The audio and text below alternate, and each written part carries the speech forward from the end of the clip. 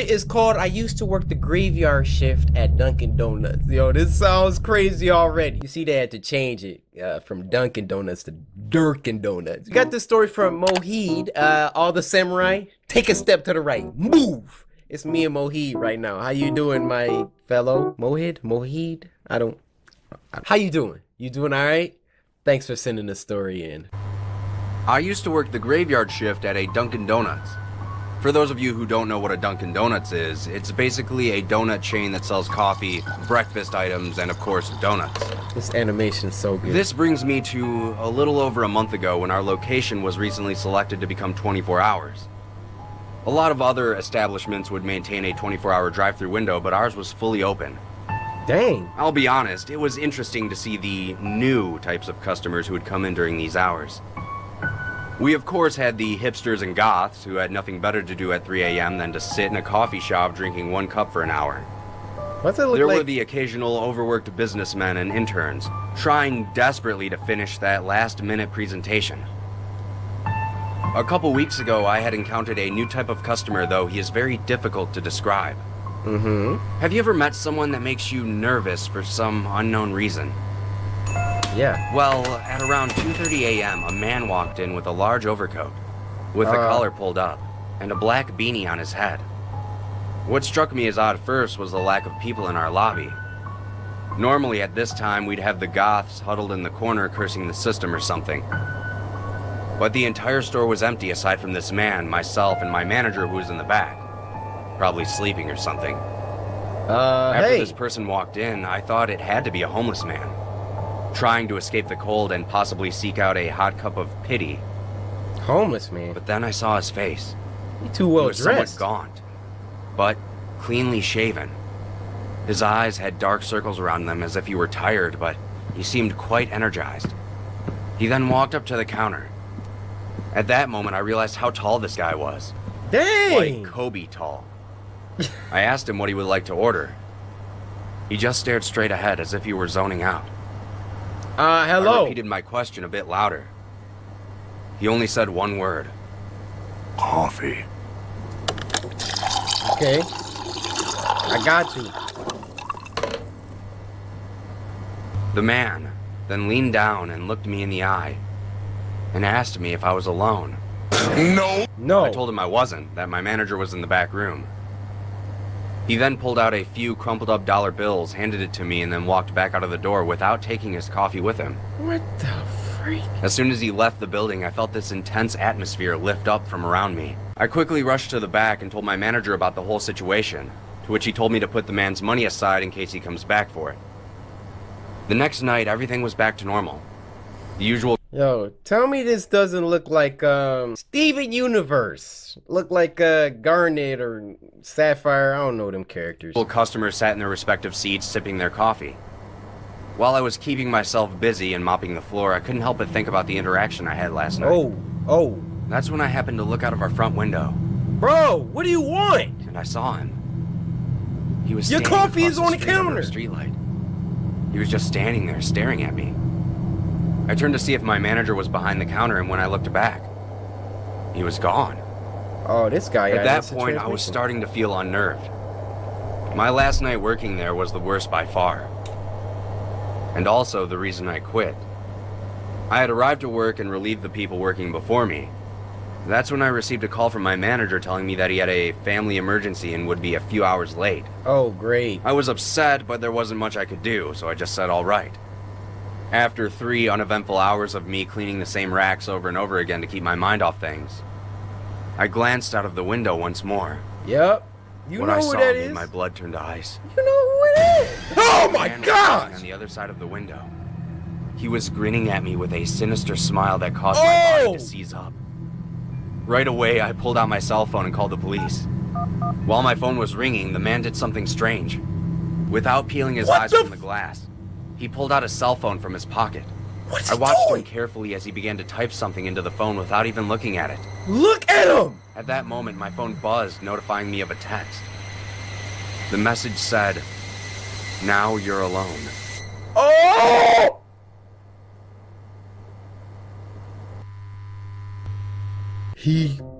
Oh, So that guy got to the boss, killed him presumably, and took his phone and then texted the guy off of the...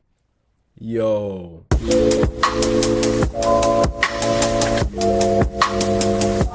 This next one's called Bells, and it was sent in by Dylan Dimples. Hey Dylan. First of all, you don't gotta pull out the AK, alright? Who was you, Soldier? Soldier? Young Draco? No, put it down. Thanks for sending the story. Hopefully it's good. Alright? Oh. Somebody's gonna have to go by and start going through his things.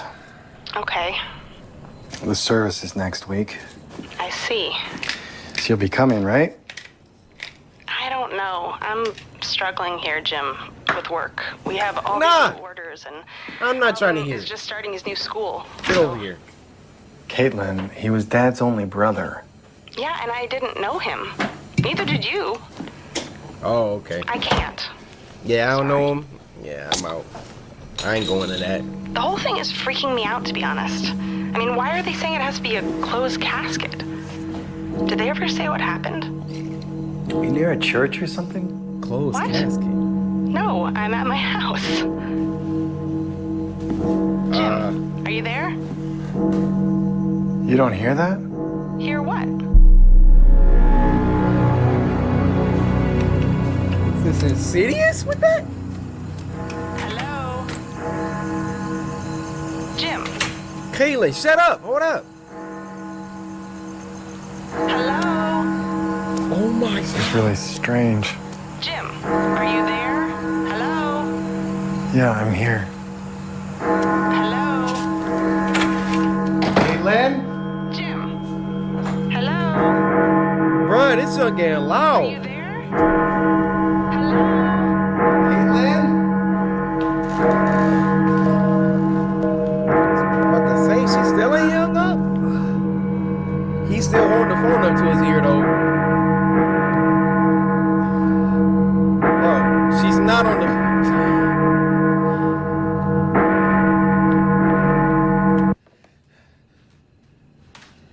I was getting mad annoying.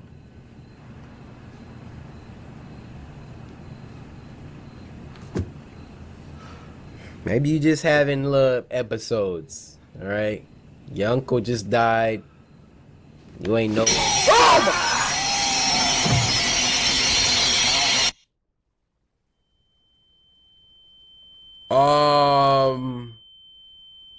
Are you serious?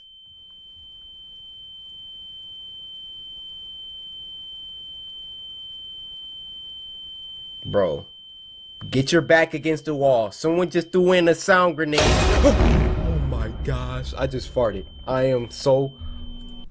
Guys, I am so sorry. In a sound grenade. In a sound grenade. I literally just twerk farted. I did. I'm sorry, guys. Hold on. Oh my. Wow.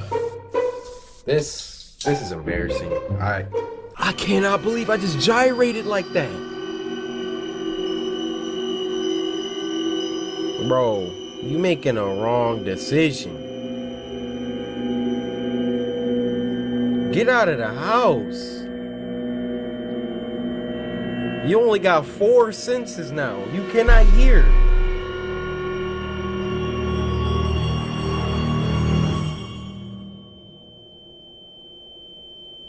All right, dude. He is deaf. Get out of there.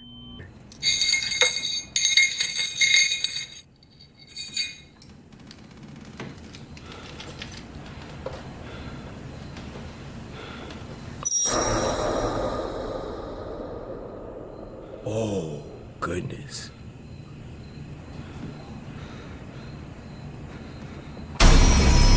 What is that?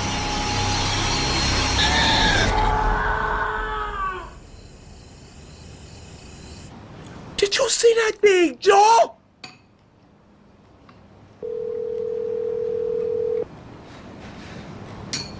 No, it's a call about her brother.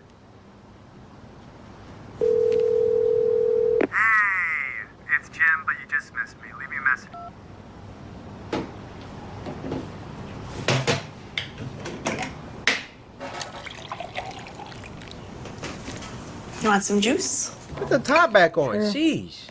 Hey. You thinking about school? No. I'm thinking about the TikTok video I just made and how everybody's about to roast me. Daunting, but it's gonna be super fun. Remember I told you you have the nicest teacher in the whole school. And you're gonna make 100 new friends, right? That's true. It is true. Oh, he's going to a new school and doesn't have friends. Man up! Sucker! I'm just joking.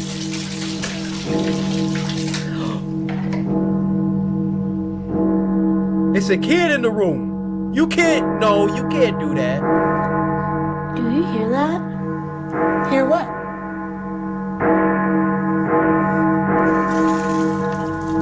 Are you? Oh, no. You can't kill kids. It's part of movie rules.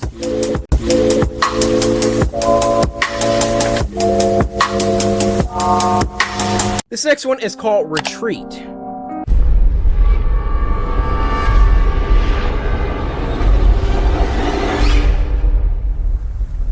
I am crushing this meditation retreat. Like, this is some hardcore adulting. I feel so zen. What a deep and meaningful experience. I can't wait to post about it. Oh my gosh. She is not zenning right now. What the hell is wrong with this dude? Who actually breathes like that? His spit particle germs are getting on me. Am I gonna get sick? Girl, just breathe. You got this. Thank you. And shut up. I am so bored. How long till lunch? You're supposed to be zenning. I would hit that.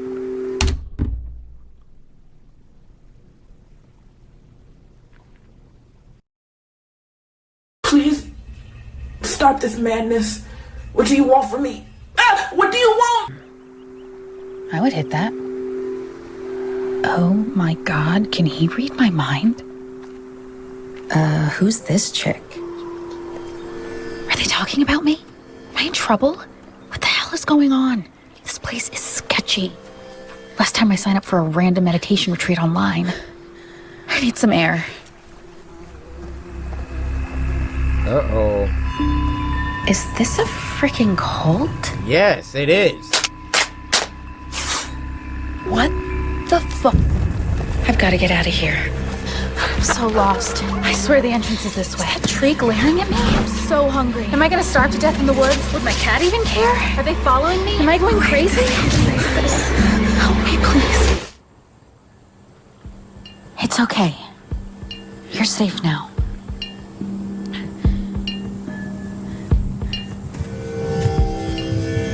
Thanks, nah. Don't freak out. Now he giving me Charles Manson vibes.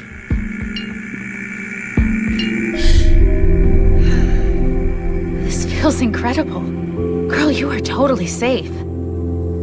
This isn't a cult. Stupid anxiety. It was all in your head. I'm in your head.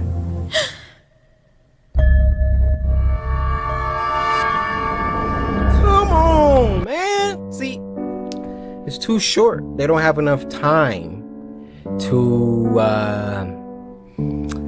properly climax. The short, they are called shorts for a reason, Cory. They get all the way up there, build.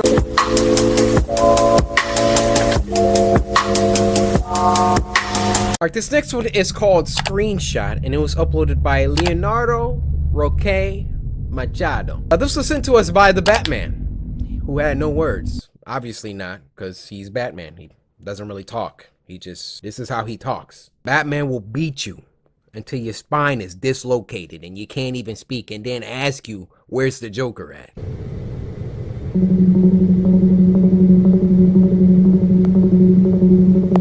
Okay.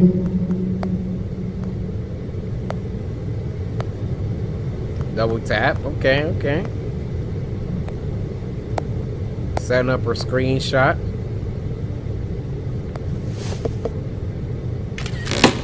Huh? Bro, it's loud as freak. You not gonna see how did that just happen?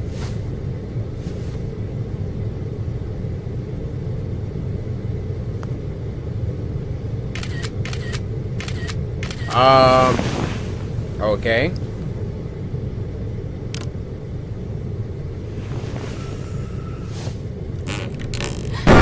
My God! Stop!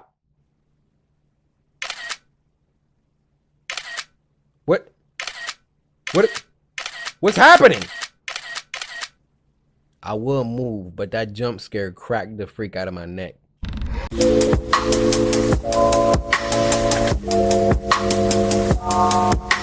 Now this next one is called True Chuck E. Cheese Horror Story.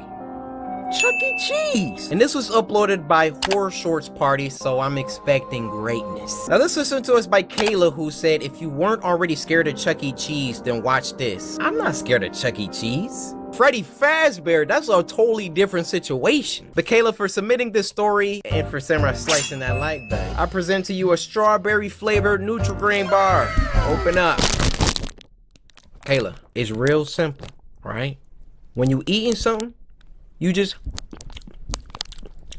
let me see you do that. This video is brought to you by NordVPN. Nah, we skipped that. Y'all acting like y'all be actually watching my sponsors. Nobody be watching my sponsors, and I'll be trying to make them fun for y'all, doing the whole Ma!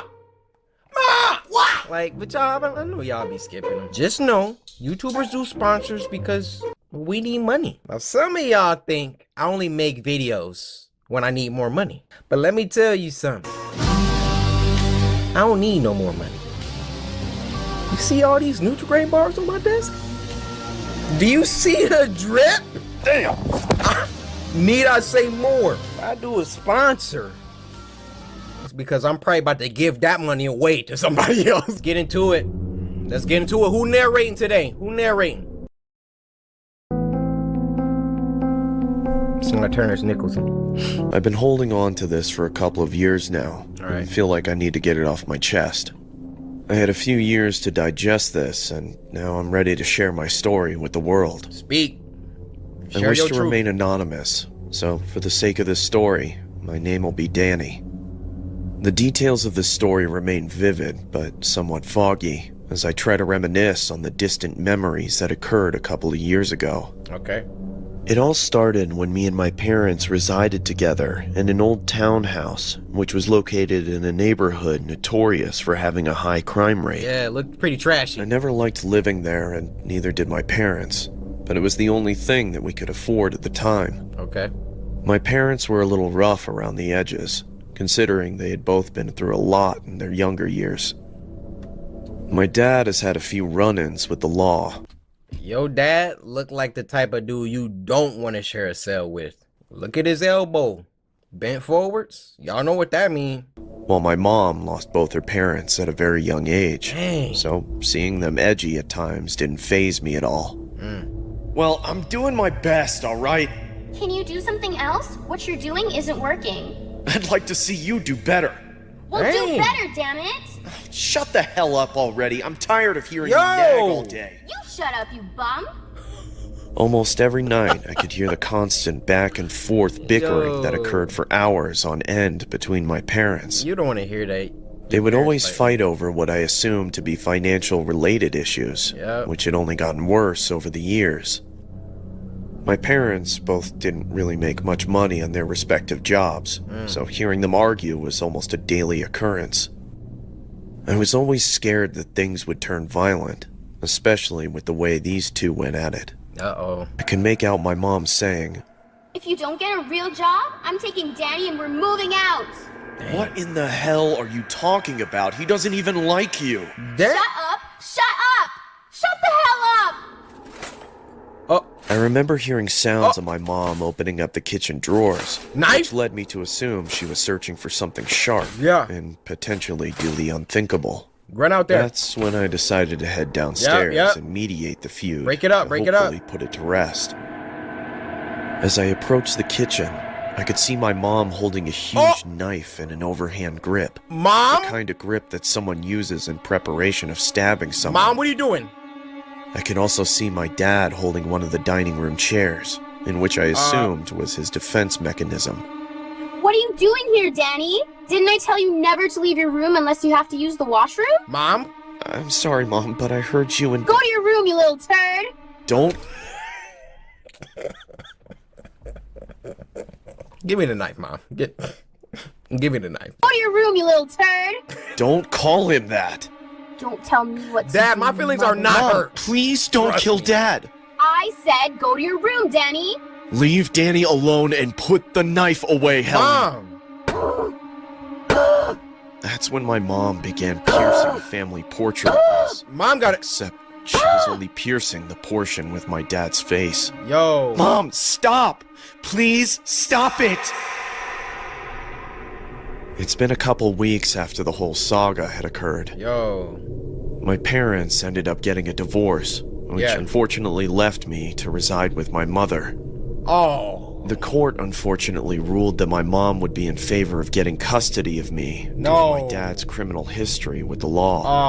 Oh, man. I honestly contemplated on running away due to how much I dreaded living. Y'all know it's about to happen when you don't take the trash out, right? Imagine you forgot to take the trash out once. You gonna be all comfortable in bed, go open your eyes, just see your mom standing over you. Danny? Did you forget to take the trash out? With her. Especially with how toxic and controlling her behavior was. Toxic! I would spend most of my time locked in my bedroom, sulking. I couldn't live a normal life like the rest of the younger individuals in my neighborhood. Why in the hell do I have to live with her? Why couldn't I just live with Dad? He was always the better parent. Dang. I can't stand her. I wish she were dead. Whoa! Whoa! What made this even worse was the fact that I had a curfew during my school days.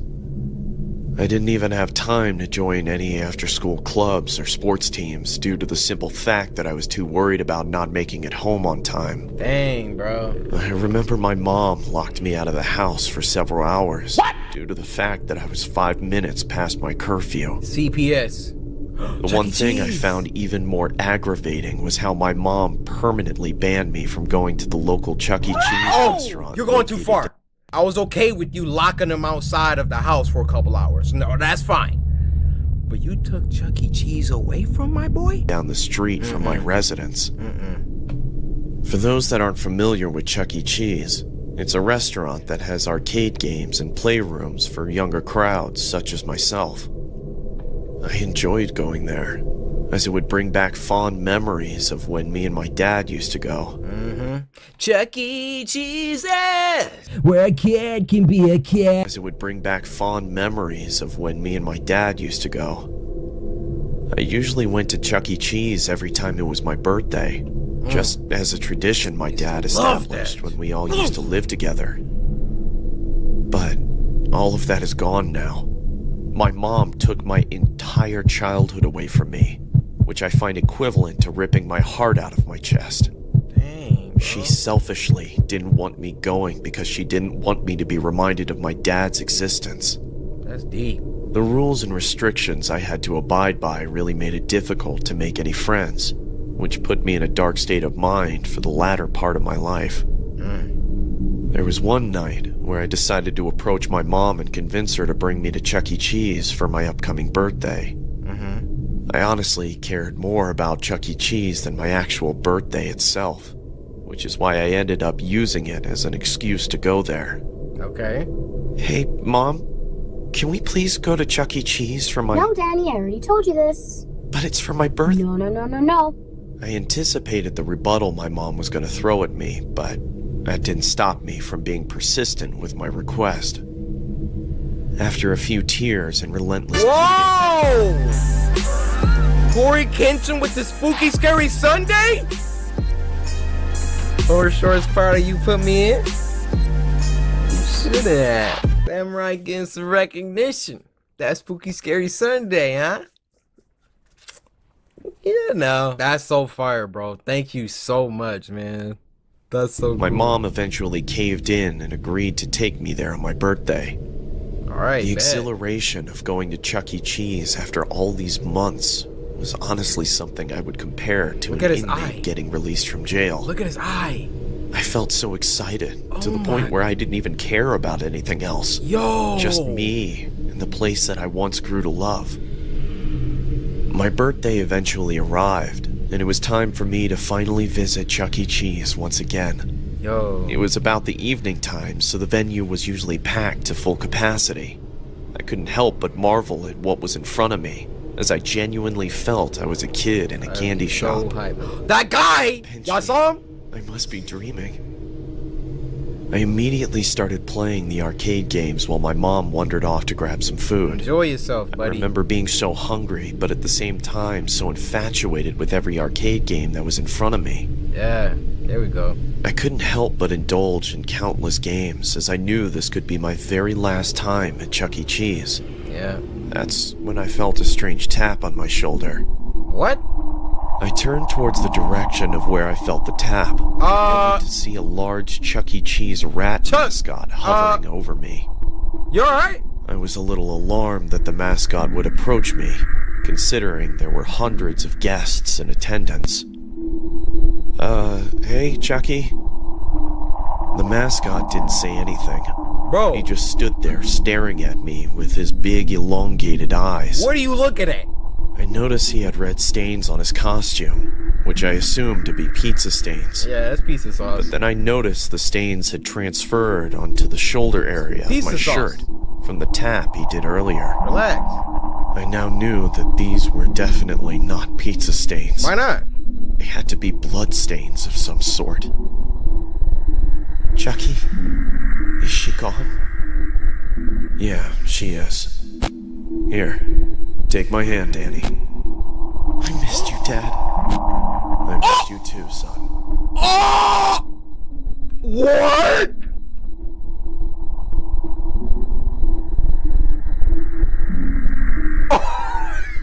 Yo! Yo! Bro, can we get a freeze frame on the mom?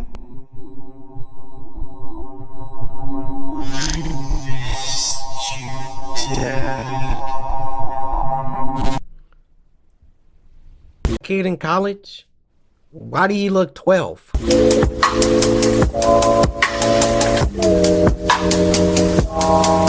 Now the last one is called Emoji Head, and it was uploaded by our friends over at Crypt TV. Sup, Crypt? This was sent to us by Matthew. He said it's a little inappropriate, but scary. I appreciate you sending this in, Matthew. Let's get it. Oh, he on Tinder, huh? Ooh. What's her name? Solfina? Solfina? Said hard hands. What an idiot. Your eyes are so beautiful. Look at this sloppy. We got a term for guys like him. I ain't gonna say it or nothing, but I think y'all know. Vape pen, man bun. Yeah, you know.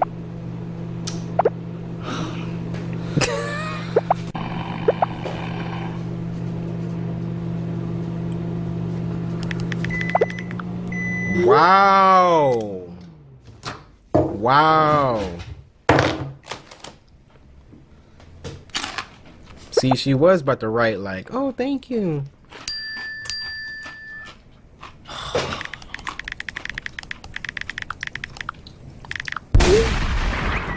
Dang!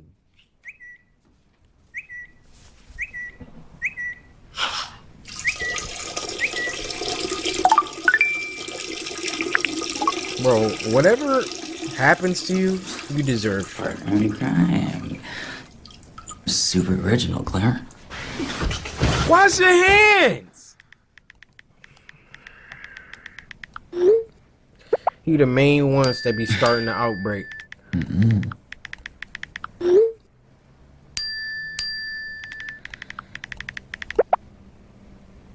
Look at him.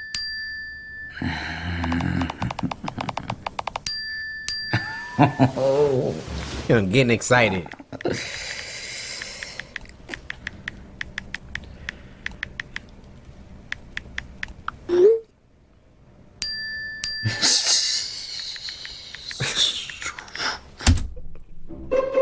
Ladies, let me talk to my guys for a second. Guys, you ever text a girl and she said you look cute or whatever, and then your immediate response to that is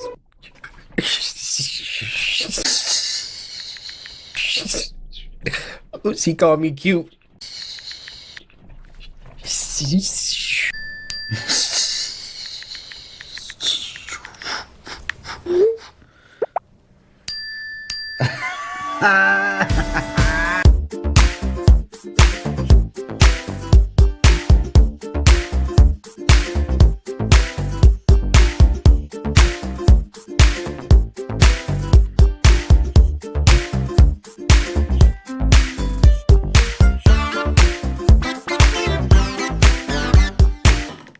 Oh, but you recycle though.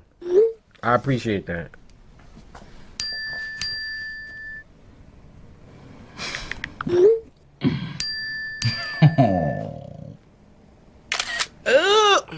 Yo, let me stop, cause I just want to punch this guy, honestly. For real?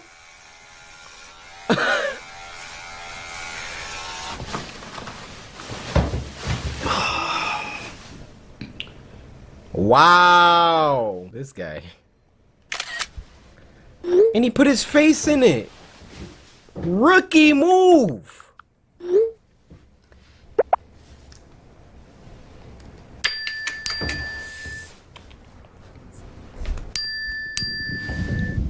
Oh, it says less than 100 feet. What the fuck? Yeah. Yeah. Lexi, night mode. Okay. Got him a little. Yo, Claire.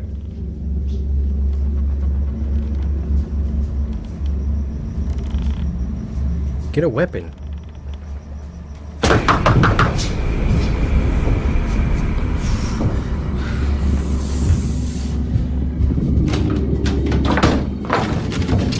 Wait, what? I mean, we knew he was saying that to all the girls.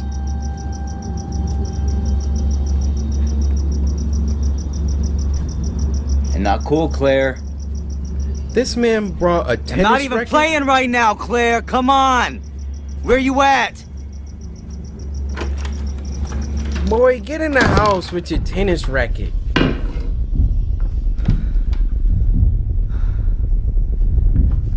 On this freaking Serena Williams. What you gonna do with that?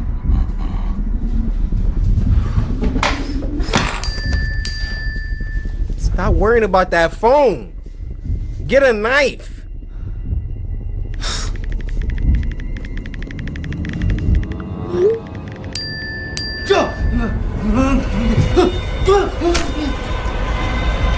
You're not gonna fight her? No, just lay on the bed. Oh, no.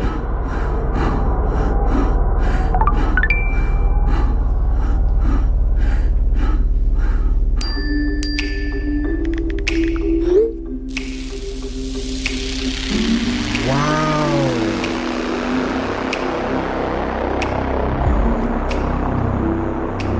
A tender murderer. Y'all saw it here first.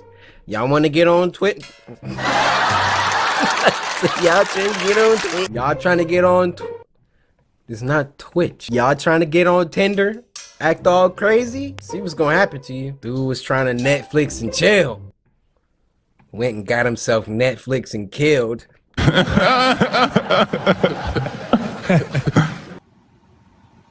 All right, you guys, we're gonna end it here. That was a nice little 8 out of.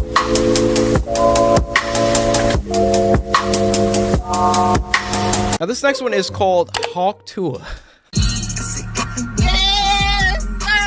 And this was uploaded by Alexander the Titan. Now this Hawk Tour horror video was sent to us by biggest Cory fan, who said, "Hi Cory, my name is Tyler and I really hope that if I get chosen I can get 4 Nutri-Grain bars since my back is kind of big."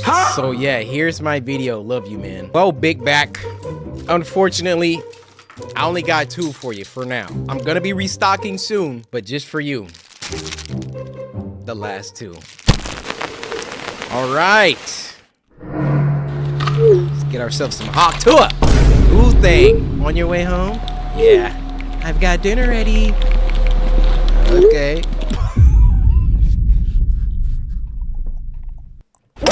Oh. This man says some Hawk Tour tonight. I mean, wow.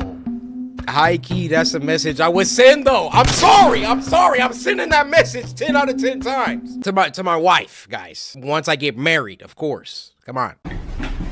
Yeah.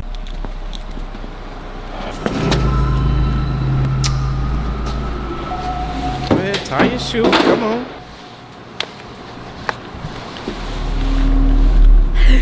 Sometimes you gotta hawk tool, you get me?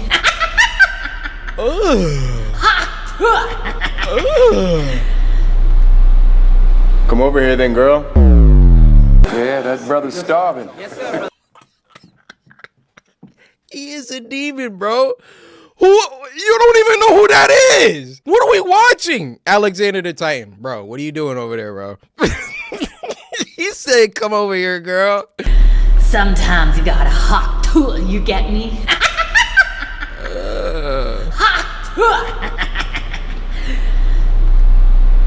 Come over here then, girl. Oh, nah.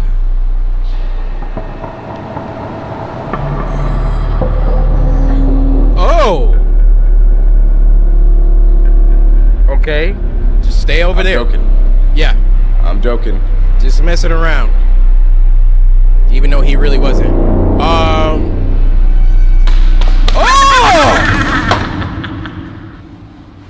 I was joking, lady.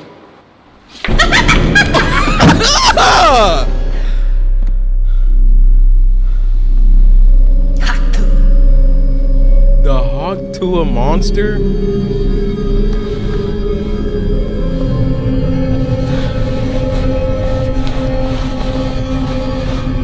No keys? Bro dropped his keys.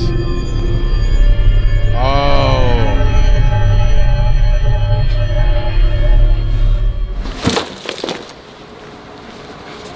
Where'd she go?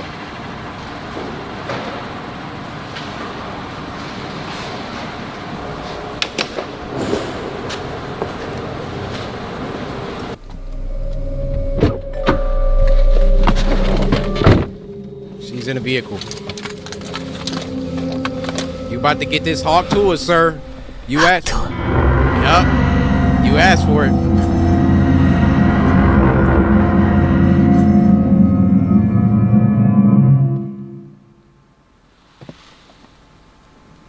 Where's she at?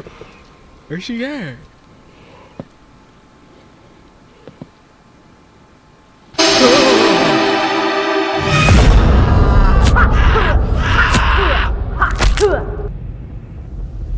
Well, like, depending on how she kills you, like, that could be good.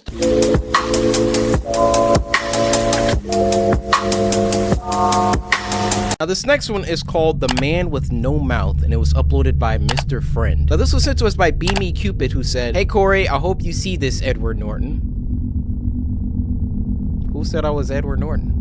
Nobody said that. This made a sis uncomfortable. Well, let's get uncomfortable then.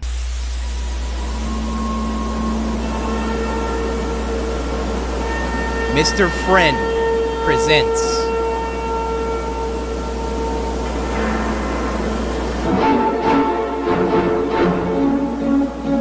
Timothy and the Man with No Mouth. Oh, this seems professional. It was an ordinary night at the Green residence, and little Timothy was getting ready to begin his maths homework on his new computer he'd received for his birthday. Okay. Nice. The only trouble was, Timothy wasn't very good at maths.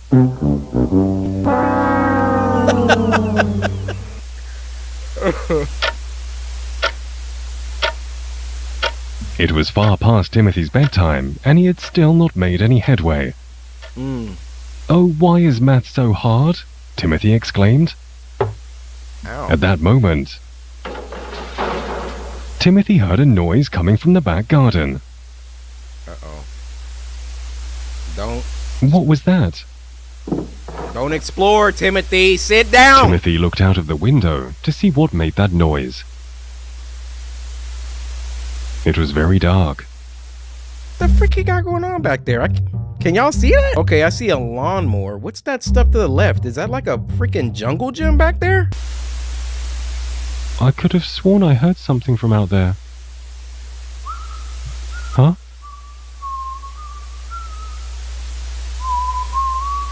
Timothy took another peek out of the window. Oh, that's creepy. That is creepy right He there. definitely saw something this time. That is A thin, naked figure standing in the middle of the garden.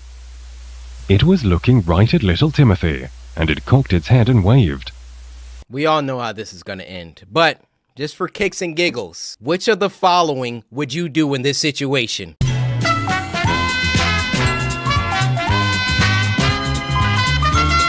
People that chose A or B, good job. Who on earth is that? Timothy gasped with affright. Close it. Thank you, Timothy. Close the curtain. He didn't want whoever that was looking into his room. Who was that? Why did they have no clothes on? 100 questions raced through young Timothy's mind. But then he quickly remembered. He still had to finish his maths homework by tomorrow. Bro. Ask your parents or somebody.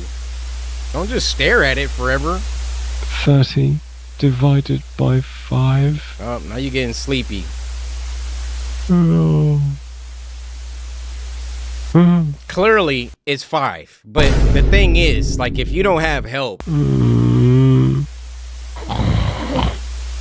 Just when Timothy was drifting off into sleep, he heard something right outside his window. Oh, no. Huh? What, did he have a ladder? Don't tell me this man levitating. Timothy knew he shouldn't go and see. But he was a curious little chap. Curiosity gets you killed. Remember that. Ooh!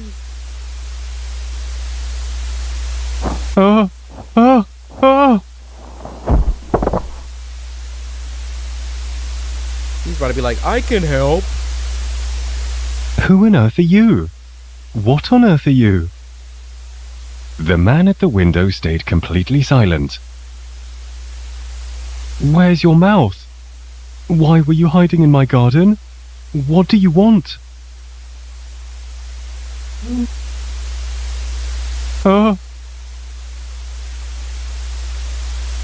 Yeah, he's going to give him the answer. Huh? What are you trying to say? It's like their math problem, you idiot. My maths problem? Are you trying to help me with my homework? Well, I see. Timothy slid over to his computer and cautiously pressed the number 6 on his keyboard.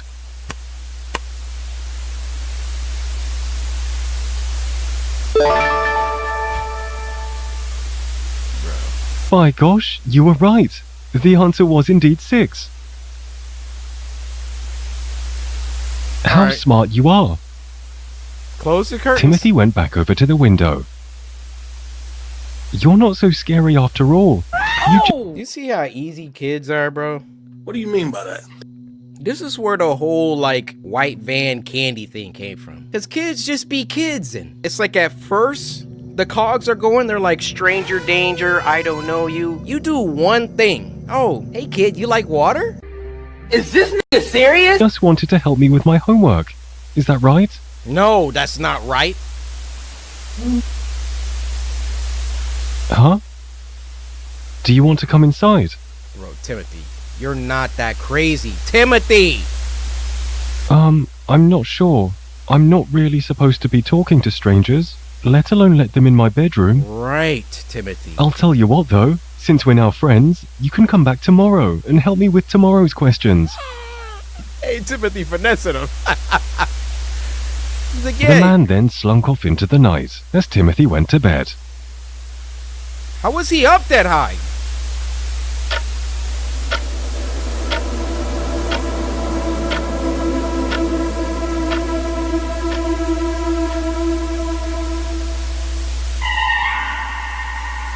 He didn't close the curtain back?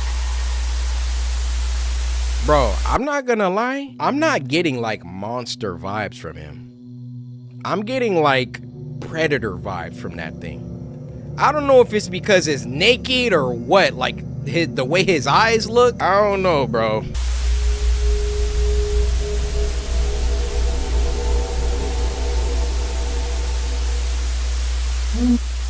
Like, you see what I'm saying? Like,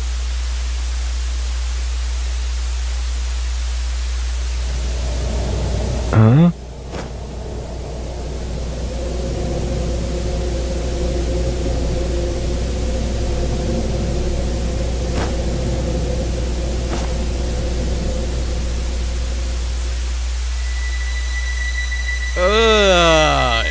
don't slide back up like that.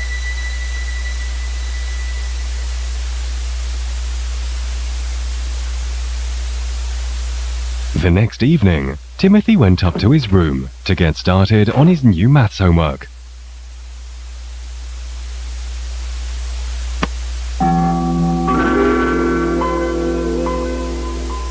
Best window startup. 3 times 3, 6. Once again, it was very difficult, and he was struggling to solve it. Timothy went over to the window and looked out into the garden. Hello? Mr. No Mouth? Are you there?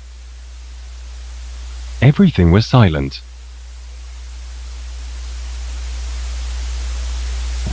Oh, I guess I'll have to solve this one myself then. Timothy, are you At that not paying moment, attention in class? Timothy heard a familiar whistling coming from outside.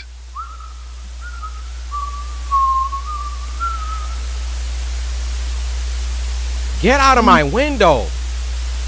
His new friend was back. Timothy was very relieved.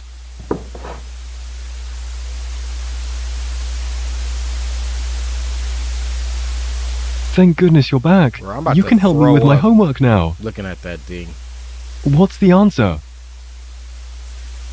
The man stared at the computer screen. What's the matter? Is it too difficult? Well, come and take a closer look. Timothy, you just gonna give him the keys like that? Oh, you're dead! You're dead! You're dead. Oh, this is disgusting, dude. Oh. I'm so glad you're here to help me. It's wonderful to have a friend like you now. By the way, I was wondering, how do you whistle when you have no mouth? For the free ski? Just open the window, huh? Oh my goodness.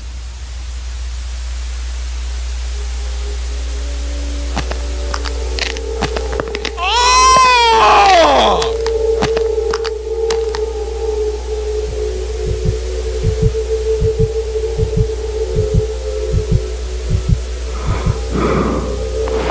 Oh my goodness! Oh my goodness!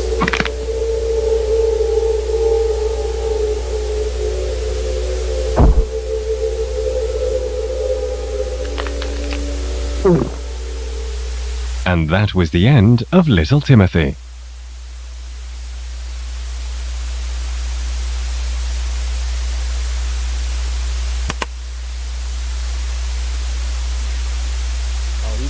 He gonna do the math problem, huh?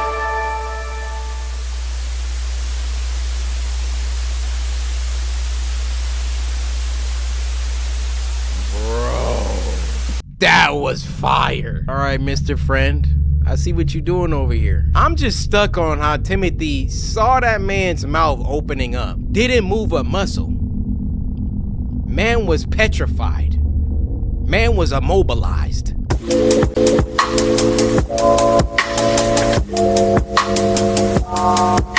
First story of this week comes from Alyssa Sims. Alyssa, I hope I'm saying that right, because it kind of looks like Alicia. I'm gonna just say Alyssa. Thank you for sending this in. All the other samurai, move, clear out. It's me and Alyssa right now. Alyssa, I hope you're having a fantastic day. Alyssa has brought us a story called There's a Man in the Woods.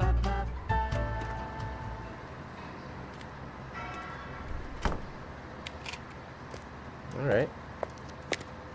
Animation style is pretty decent. There's a man in the woods. Okay. What a spectacle. Before the story started, this school was still respectable.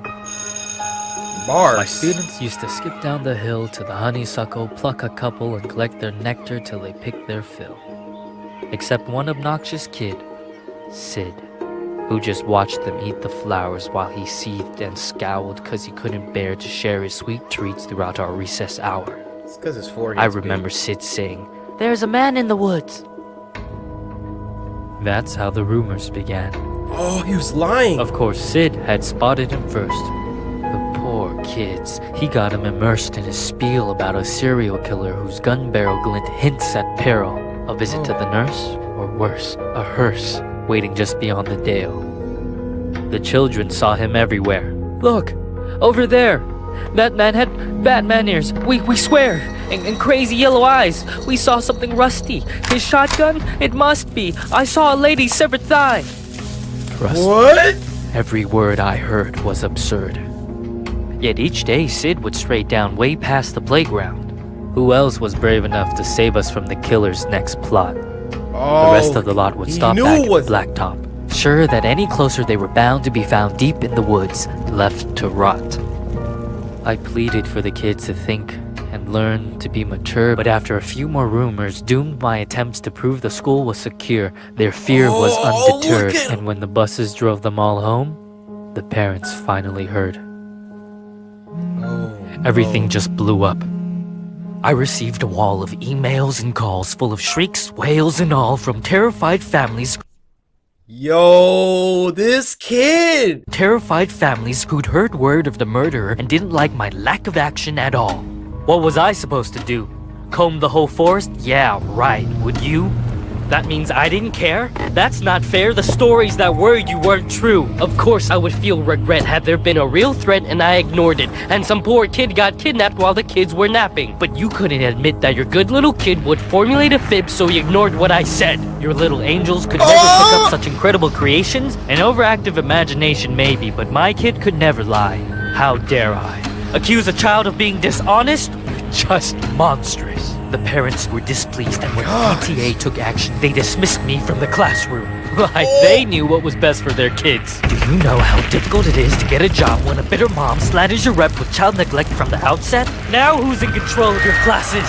Single file lines? Single file lines. Little vile swine, a killer by the find. Really? Are you blind? Will you find your spines? Sid, a child decides to fill our minds with lies, and the next thing you see is people treating me like I'm committing crimes. I was in my prime. Those kids were lucky to have me. Do you see what you did? But I can play along. I can be good. Do you hear that, Sid? There's a man in the woods.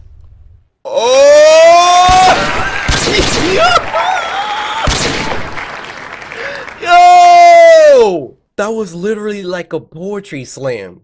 The other little kid, you know, Sid. Yo, that was parents. Now you see the power of your freaking kid, especially in this day and age. Something like that will definitely pop off. Are you assuming that my kid is lying? Are you insinuating that he's a liar? People get so butthurt these days. I could definitely see something like that happen. You hear that, Sid? Hold on, let me get back. You hear that, Sid? There's a man in the woods.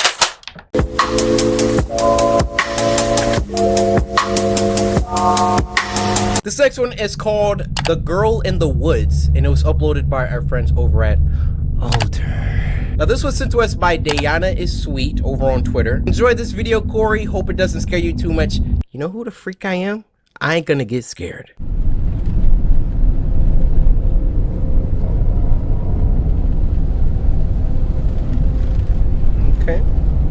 last situation I want to be. Driving down a spooky road at night, can barely see. Nah. Whatever. Make sure this HD on him. Yes, sir.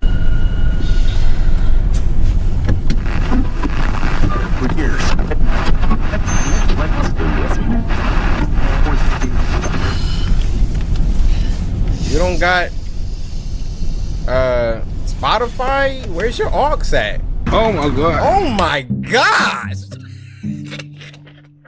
This is with some of y'all phones. Y'all be walking around with phones that be looking like this. Look at the top. This is why I told y'all, do yourself a favor. Coryxkenshin.com, get you a phone case. Don't be like her. This is why she not on Spotify. Yo, I can't even look at her phone, bro. Half her screen don't work. And it's dead. Oh, just throw it in the trash. Go to the Apple store immediately. Nope, keep driving. I don't got nothing to do with me. Huh? Oh, I thought that was somebody. Oh!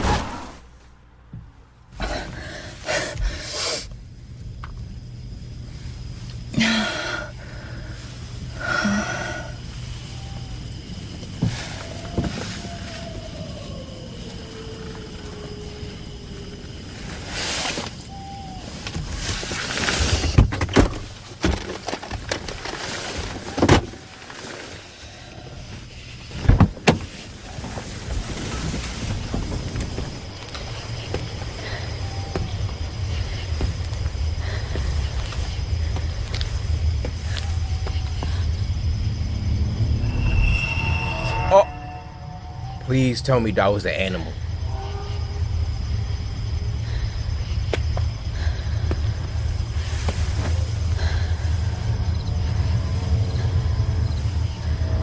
Where's the...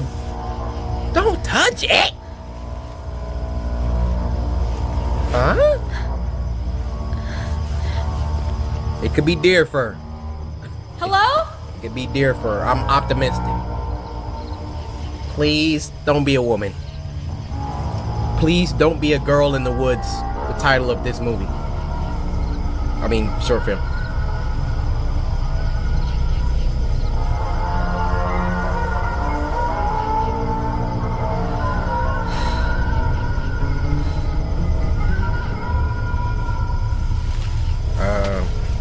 Not a good idea. Why are you doing this? See if your vehicle will turn back on.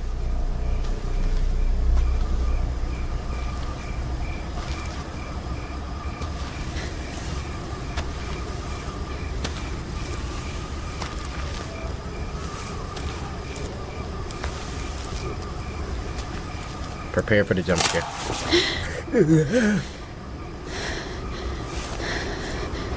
Good. Everybody good. Ain't nobody up in the trees. I can't do that. Oh. Another flashlight?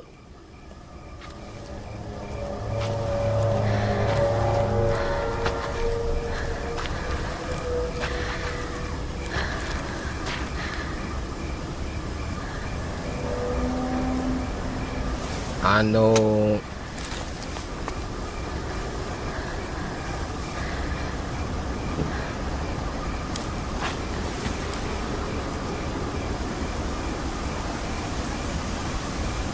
Yo, it's too quiet. I can't. I'm stressed. Yo.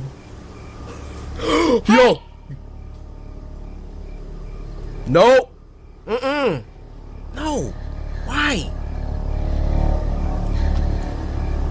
¿Por qué?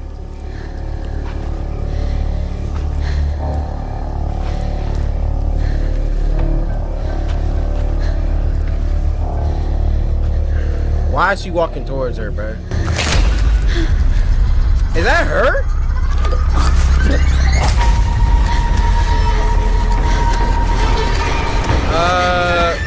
Let me go.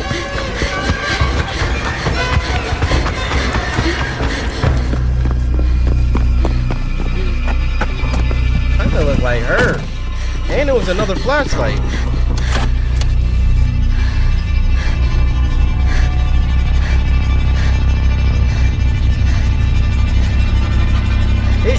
Dark, dark.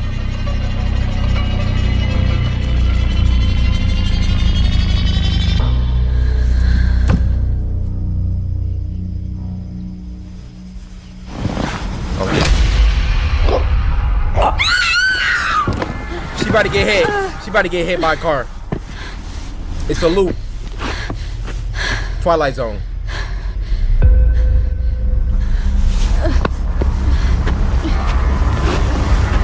I knew it. Well played. Well played. That's straight out of a Twilight Zone episode.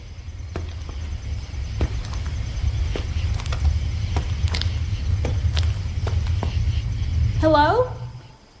Wow, I like that. I like that one. I like that one. That was some horror science fiction right there.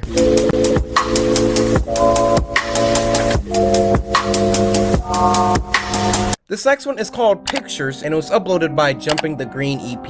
Now this was sent to us by Kimberlyn, who said this one got me. So let's see what it's about.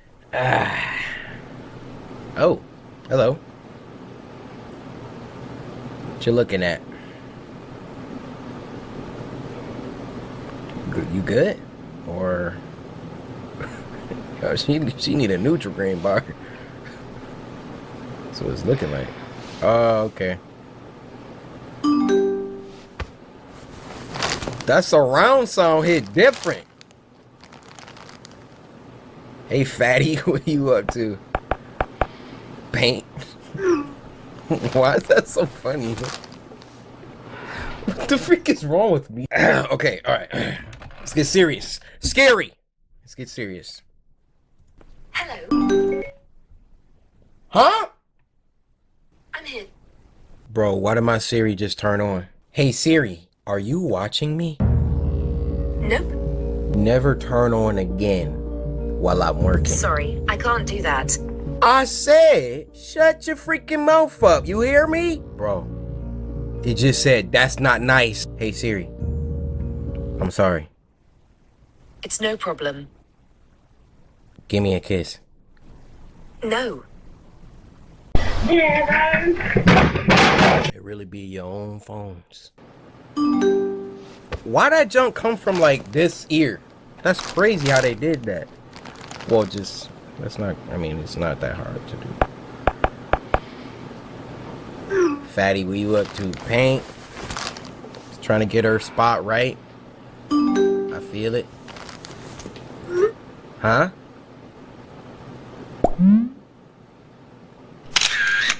Yo, definitely the one on the left. How many pictures you need?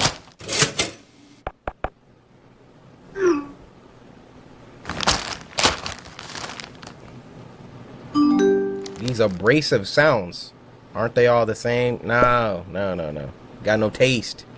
The one on the left. These are some scary sound effects.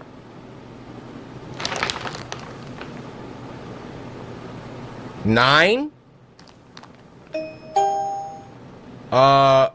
So she took that from the future? Yo. This is a Twilight Zone episode. What?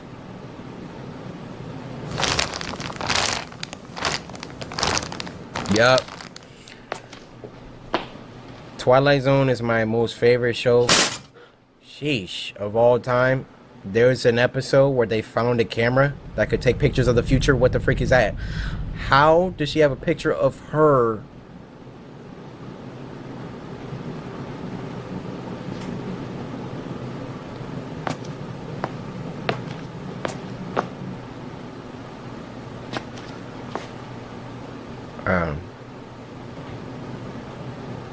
What? Oh yeah, it's time to get out of there.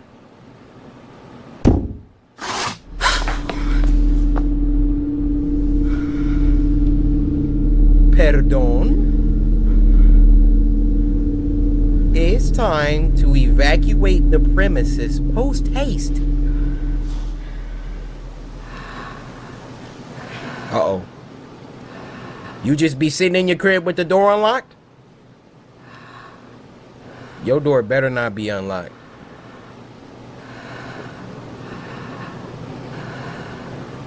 And what kind of deadbolt is that? Was that a different door?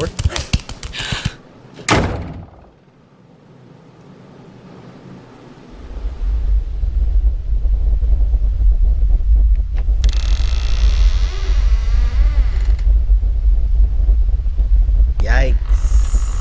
Yikes.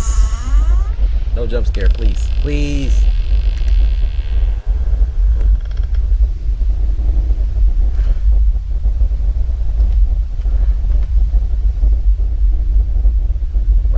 Wait.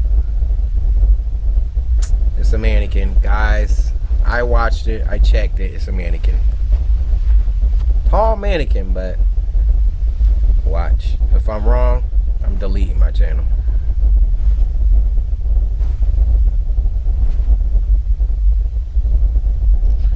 Go ahead, take it off. I know. It's a mannequin.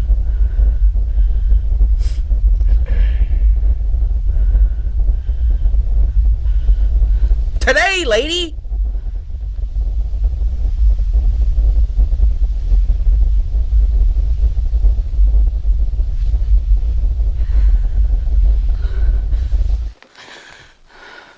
Freak I say. Freak did I say.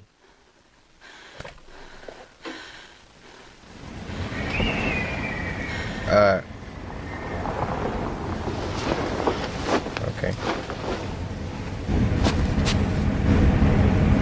Yo, be careful. Yo, what are you doing? Stop. Yo, you about to front flip to your death. Oh, back up, back up, back up, back up, back. Move away from the window. Move, just back. Why?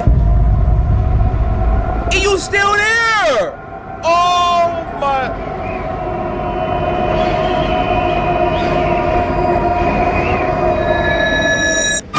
Oh.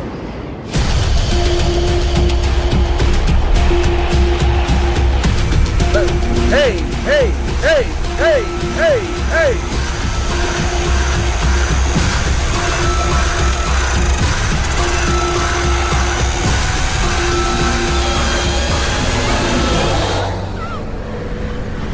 Oh, she gonna get hit by a car? Oh!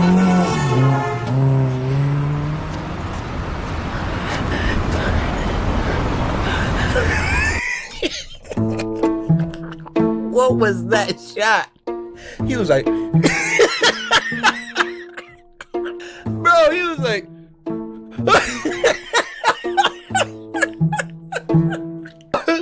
yo, what was that shot? Watch, he didn't even say nothing. He just looked at her.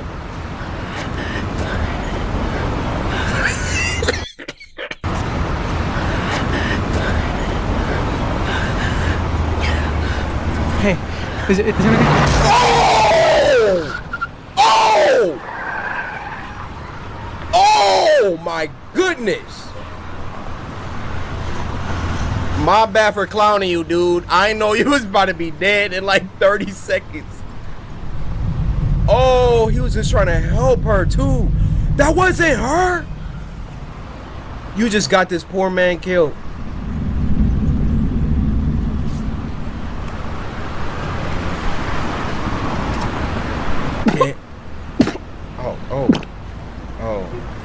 Oh man, that's tough. That's tough, man.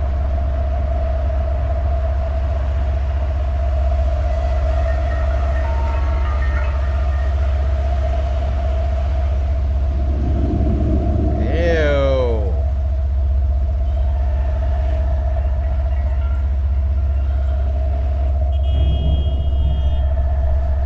Lady, if you don't call 911, bro, I went in skeptical and came out impressed, all right?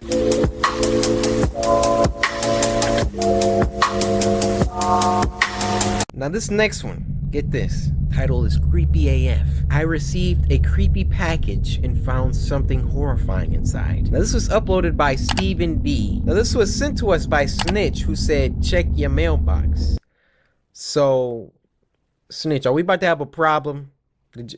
You better not put him in my mailbox, Snitch. My neighbor is one of those annoying wannabe YouTubers. Hey, what's up, guys? Welcome back to another crazy video. The Cinnamon Challenge. I feel personally attacked right now. It's a little offended. That's all. That's all. But I'm not an annoying YouTuber, guys. Am I? Yeah. Take it back. Let's go! Are you getting this? It can get tiring to watch him go about his shenanigans in the pursuit of viral fame. So when he knocked on my door the other day, he told me he was going away for a few weeks and asked that I get his mail. Honestly, it was a relief. Are you gonna pay me? I was afraid his stunts would wind up bleeding over into my life. Things were pretty normal for the first couple of days. Okay. He received a few bills, a bit of spam, and from what I could assume was a birthday card. And then, one evening, I got home to find a cardboard box waiting on his front porch, and in big letters was written, "Return to sender." Now, I'm no small fry, but I admit I had trouble lifting the box on my own. Is he paying really you? Freaking heavy. Getting it across the road to my house was even harder. I decided I'd leave his package in my garage. Bruh. It wasn't like I kept my car in. Bruh! I already know what time it is. It's heavy, huh? Big old box. What y'all think in that box, huh? I'm gonna give you one guess. A whole man is inside of that box. If I'm right, you gotta slice the like button. Done deal. It was because my garage door refused to open without a good thug and a whack. It was when I kicked the door again when I walked in that I lost my grip on the package and it fell to the ground and I heard a light crack inside. I hope I hadn't broken anything important, but figured I know my dude in that box. He was Brian. Brian in the box. All right. As soon as you fall asleep, I'm coming out of this box and kill. I didn't tell my neighbor about it and let him assume that the break happened en route. I dragged the box the rest of the way, setting it in the corner for whenever my neighbor would come back to claim it. And then I forgot all about it. Please tell me you locked your garage door. A few days passed, that is. There was a horrible smell in my garage coming from the box in the corner. I remember thinking it must have been one of those meat of the month subscription boxes and thought it must have gone rancid from being left out for so long. I covered my nose as I approached the box with a pair of scissors in my hands. I probably wouldn't even have needed them to open it, as it had become soggy enough at the bottom to poke through with a finger. My scissors tore through the tape along the top of the cardboard box. I thought the smell couldn't get any worse, but as I flipped the flaps open, I discovered a whole new stink. I had a garbage bag in one hand and the strongest cleaner I could find in the other, and I had long rubber gloves on to keep my skin from having to touch what was inside. What but was as it? It turns out, I needed none of those things. Dramatic. You see, there was meat in that box, but it didn't come from a cow or a pig. No, it was worse than that. It was my neighbor, dead. What? Still in one piece, but dead. I caught the cops and they took me in for an Oh, snap! Bro, he tried to do that mail break, but when he dropped the box, it cracked his freaking neck bone. Oh, snap, dude. interrogation. It's kind of hard not to suspect the man with the corpse in its garage, after all. Thankfully, they soon realized I wasn't involved.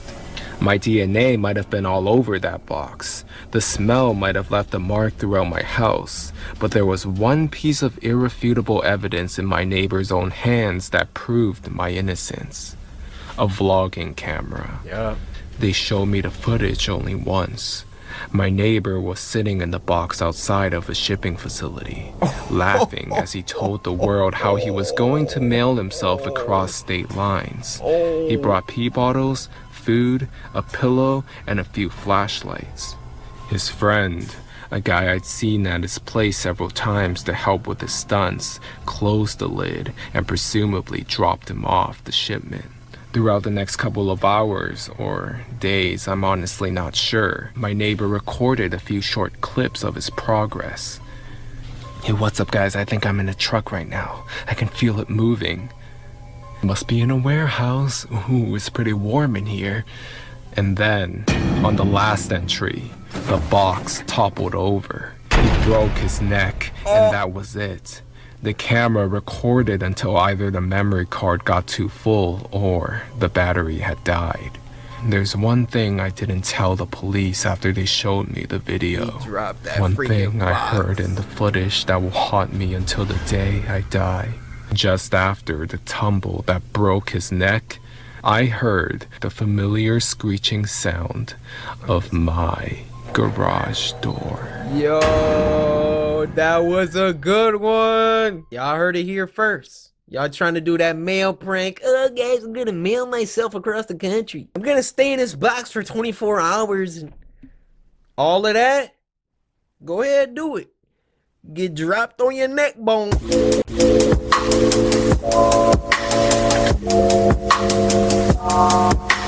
Now this next one is called The Walton Files 1, Company Introductory Tape, and it was uploaded by Martin Walls. Now I've gotten a lot of requests for this, actually, after we watched the, what's it called? Mandela catalog last week. Now this was sent to us by Cameron Wisdom, who said, you have to watch The Walton Files. It's a VHS horror series with 3 episodes so far. Alright, y'all heard the man Cameron, let's do this. But first, Cameron, you didn't think you was getting out of here without ingesting one of these, huh? From your boy on the house. Spread them lips for me. Oh, hey. How you doing? Bond's Burgers? A cyber fun tech Bunny Smiles Incorporated restaurant in 1974. I'm not eating here, period. You see that? Hi, and welcome to the introductory tape to your new job at Bunny Smiles Incorporated. Okay. You have applied to a job in technical support and maintenance. What does this job particularly mean? It means that you, amongst other employees, are the one who will take care of creating a magical and fun experience for Bond's Burgers. Okay, nice. Hip hooray! Hip hooray! Hey! Got his hat on. Hip hip hip hooray! Sun has got his hat on and he's coming out today. Okay. The sun has got his hat on. All right, this song is too long. How much is that dog in the window? Bro, y'all are not cute. How much is that dog in the window? I don't want the dog in the window. How much is that dog in the window? I don't know how much it is. The one with the waggly tail. I don't work here. How much is that dog in the window? I'm just passing by. You hope that dog is for sale. Congratulations. Old MacDonald had a Bro, are we in preschool right now? These are the showstoppers. Bond, Shaw, Boozoo and Banny, a computer-animated band made by BSI to entertain children. As a technician, you'll be given the role of a facility caretaker. Okay. Around this fun and magical journey we'll work on certain tasks, such as cleaning protocols, robot maintenance and repair, and learning how to use BSI technology. But first, here's a message from Jack Walton and Felix Kranken, our beloved founders. Which reads, in BSI, the most important thing to us isn't the money or the rating. The most important thing to us is that you have a wonderful experience while working with us. Okay. That being said, with the Bond's Burgers restaurant getting opened in a few weeks, we're looking forward to achieving this.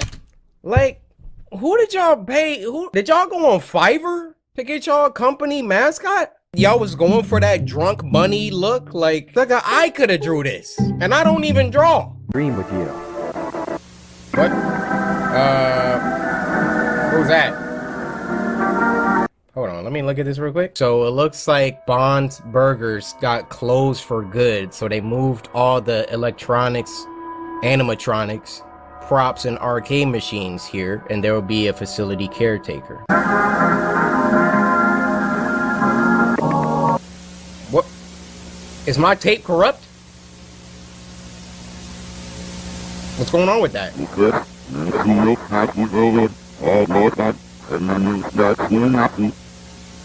Why they, my eyes watering. Why they have to play it in reverse? Somebody take that and then reverse that. I want to know what they said.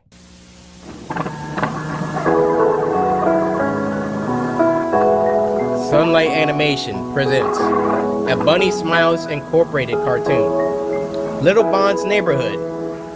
Bond's Super Sleepover.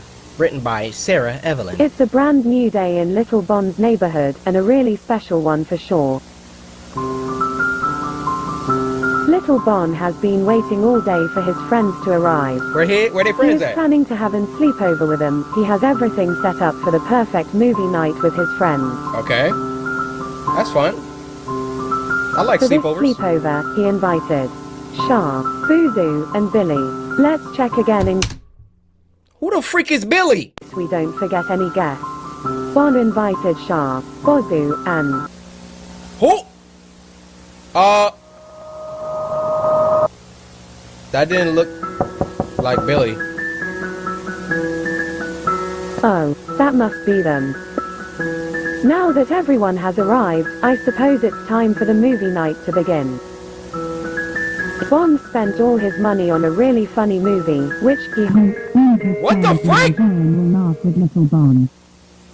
And friends watched the movie. I guess we can say they had a blast of a time. Okay. What did that say? Did I say let me out of here? Once the night dropped, they all... Huh? Bro, I don't trust Billy. I do not trust him.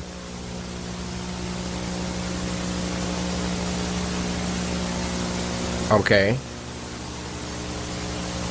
That's a weird sleep mask, but we'll rock with it. What am I waiting for? Why are you awake? Wait, I heard something in the house. Bro, showing some black tendencies right here. So y'all ever be laying down in the middle of the night and you hear something? What's like your initial reaction? It says a lot about who you are. Let's say I'm laid up. I'm tired. You just joke and then you just wait. Now, is the sounds getting closer, farther, or staying the same distance? Now, if the sound's getting closer, y'all already know. The intruders in my house just gonna hear. Now, you can still keep walking towards the bedroom if you want, because by the end of this, you're gonna be looking like Swiss cheese. Real holy.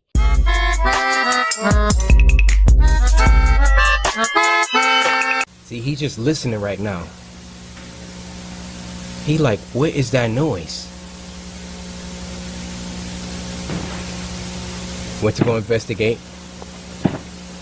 You didn't bring the squad with you?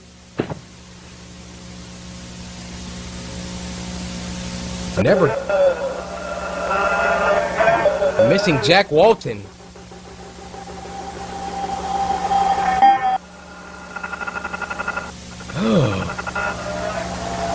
Go back upstairs, bro.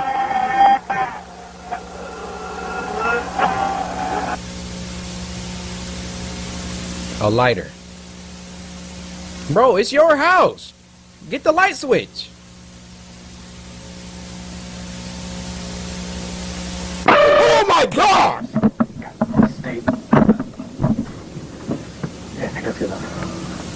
That one got me.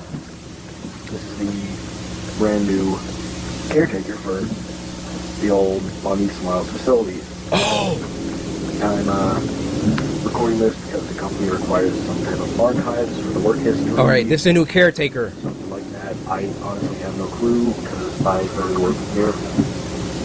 Actually, I can barely hear him though. Weird location. There's somewhere in the forest, I think, to work at. And I've been driving for 20 minutes. 20 minutes? I can't find the place. I'm what? headed to the location, I think. This gotta be it. What?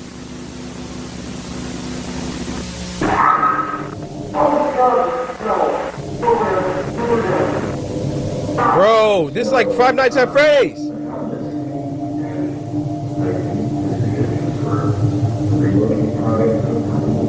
Walk out. Leave.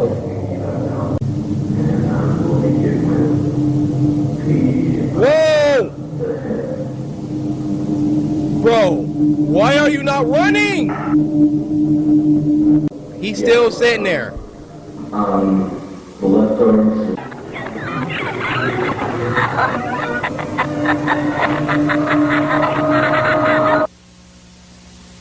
He deserved to die. You just gonna sit there, keep staring at the... Hello? What's good with you? What you...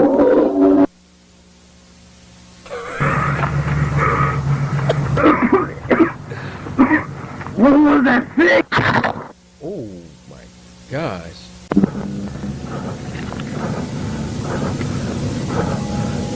What am I looking at? Oh!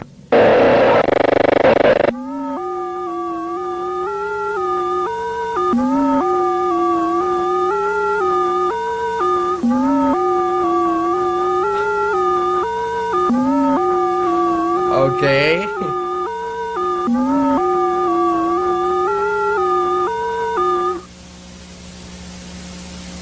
Is that... Who is that?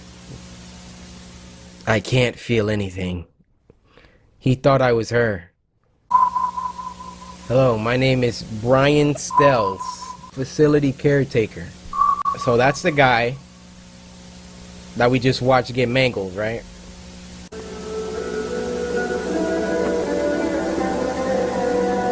Nah, I'm not working in no establishment where I have to take care of any animatronic, electronic, humanoid form, anything robotic, cyberkinetic, anything. Because I tell you what, the millisecond I see something like an animatronic is like facing this way, you look away, then it's like facing this way, and it's like, hold on.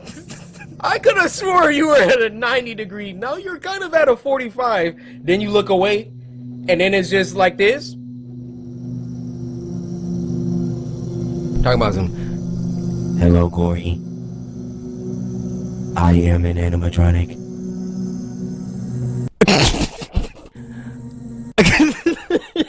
Stop, you making me laugh. Hold up. I used to work for Bond's Burgers. Now, I'm here to kill you.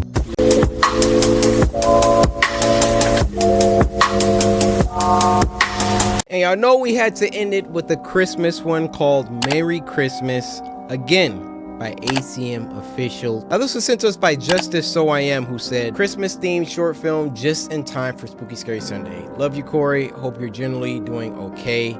Merry Christmas. Also, can I have a Nutri-Green bar? Listen, Justice. Merry Christmas to you, and you know I got you. Go long. Oops.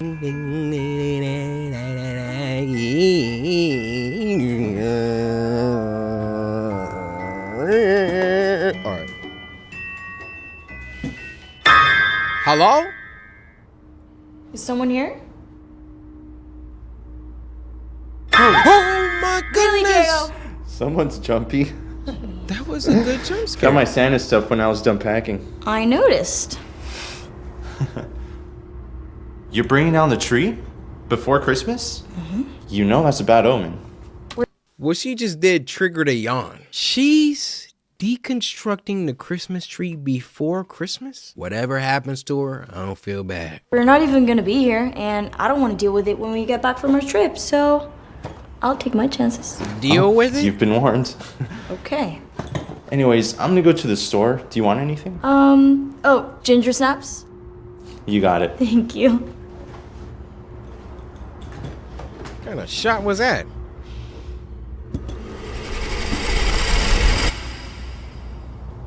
Oh boy. Oh boy. Taking down the Christmas tree early, huh?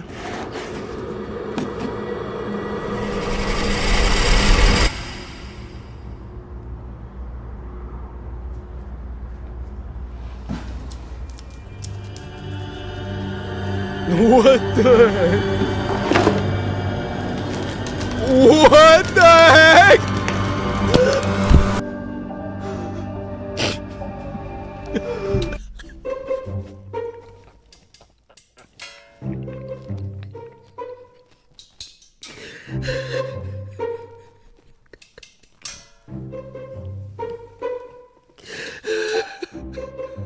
Even scream. He just saw it happen and it just laid down. Look. Alex, you have created the perfect film. Well, all right, you guys, we're gonna end this very merry, spooky, scary Sunday on that note. I'm either feeling a 9 or 10 this week, but you know what?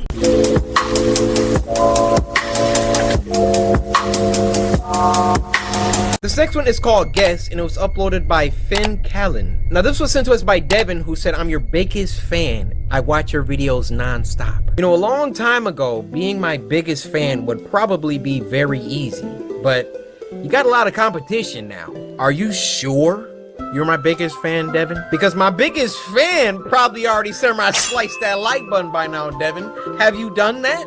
And I'm talking to all of y'all now. Who's it gonna be? What the frick was that? What? Yo, start the freaking video.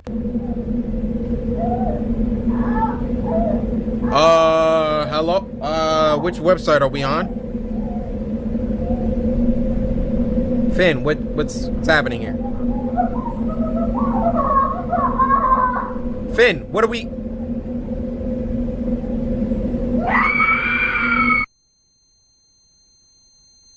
What the freak?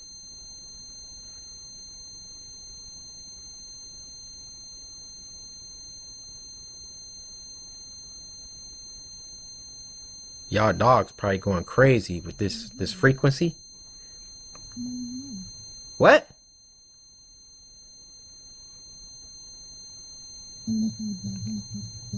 I can't hear you.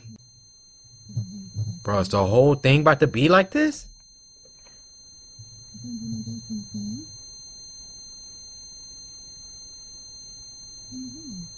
No.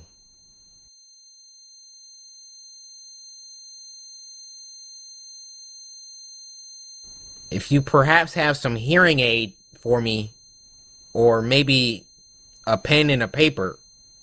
Oh. She has no vision. She can't see. Oh.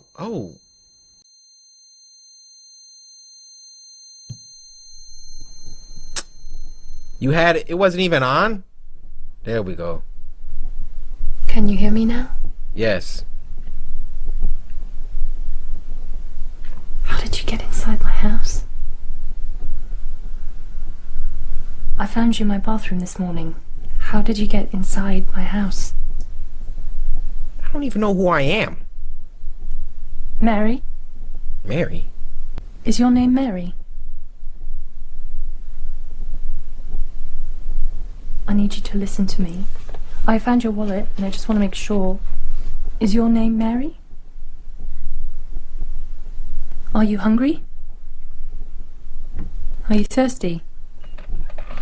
Have you got any allergies? I can make you something. It doesn't say on here. Do you have any allergies? She's so nice. Is there anyone that you want me to call? Your mum? Anyone? No one. Do you remember what happened? Last night? Do you remember what happened last night? Fill me in. Pause. Mary, what happened last night?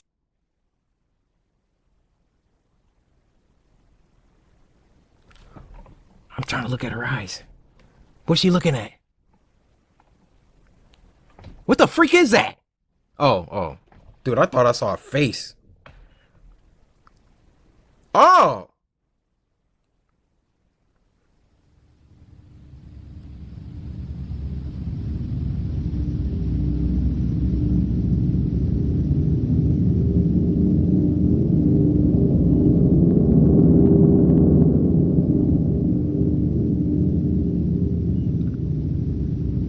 This cinematography? Magnifico. Music too.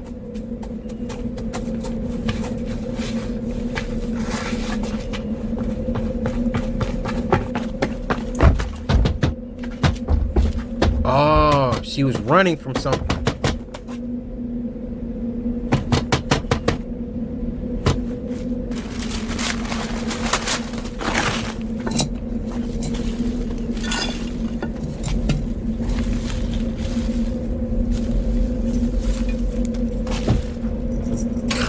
People really put their keys under the mats in front of their house? When will you learn?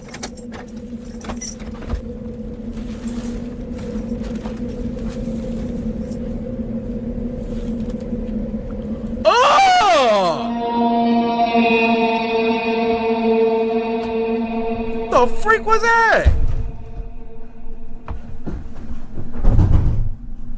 That gave me y'all remember on Courage? Return the slab or suffer my curse. Return the slab. Some of the episodes on Courage are not for kids. That traumatized me. Tell me he didn't give y'all those vibes.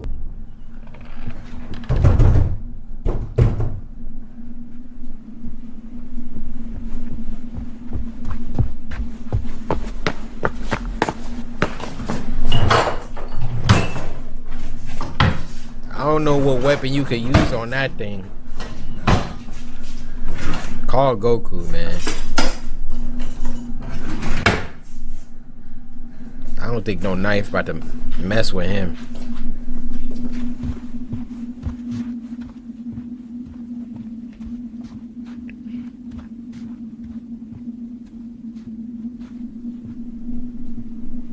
Who holding the camera?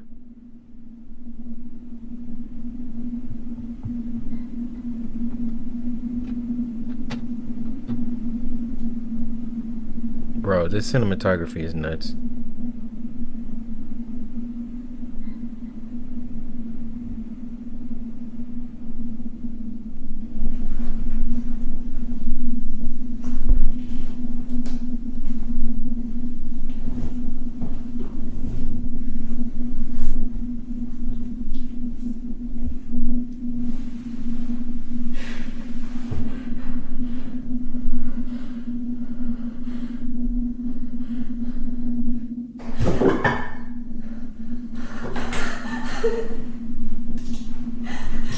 Oh!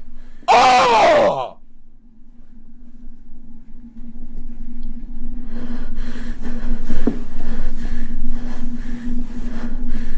Bro, that scared the freak out of me. No sound. Are you kidding me? Just kill me. Bro, I'm not looking at you.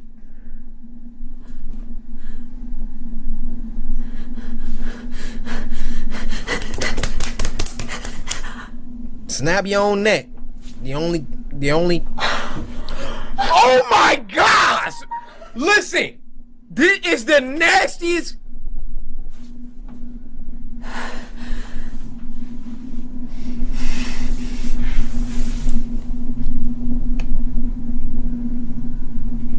This is the most scary, awkward energy. Like, are you hungry? Oh, she about to put stuff in her eye? Oh my God, stop. Stop giving this man camera time. She about to kill her own eyes.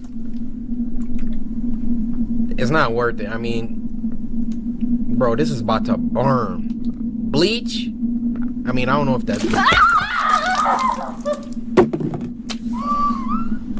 Look at this thing. Yeah, I wouldn't have did that. I mean, he's still standing there.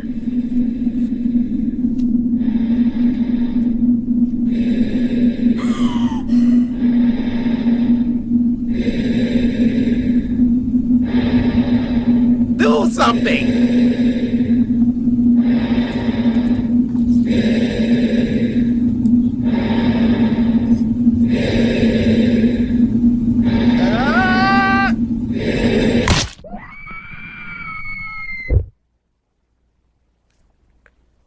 she just do?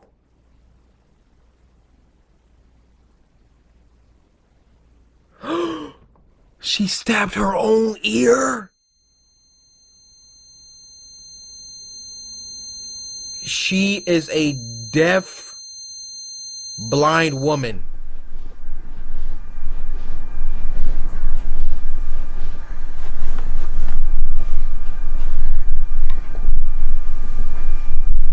You were a vegetable. Okay, look, doctors will be here in a minute. They'll know the best way to handle this. I'm going now. I'm gonna leave the room, but I'll come back. Did you just have this hearing aid, like, in your house? Like, it's pretty convenient. I know I don't have, like, any...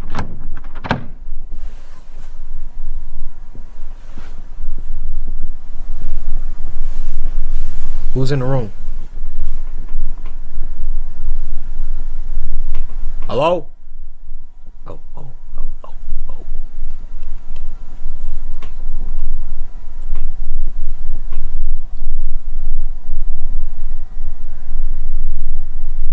She can see?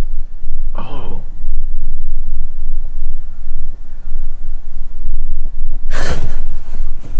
Relax. Oh, put it back. Put it back. Put it back down. Oh. He's so ugly. I don't know if that's makeup or CGI. Ugh. Oh, it's makeup. Oh, y'all killed this.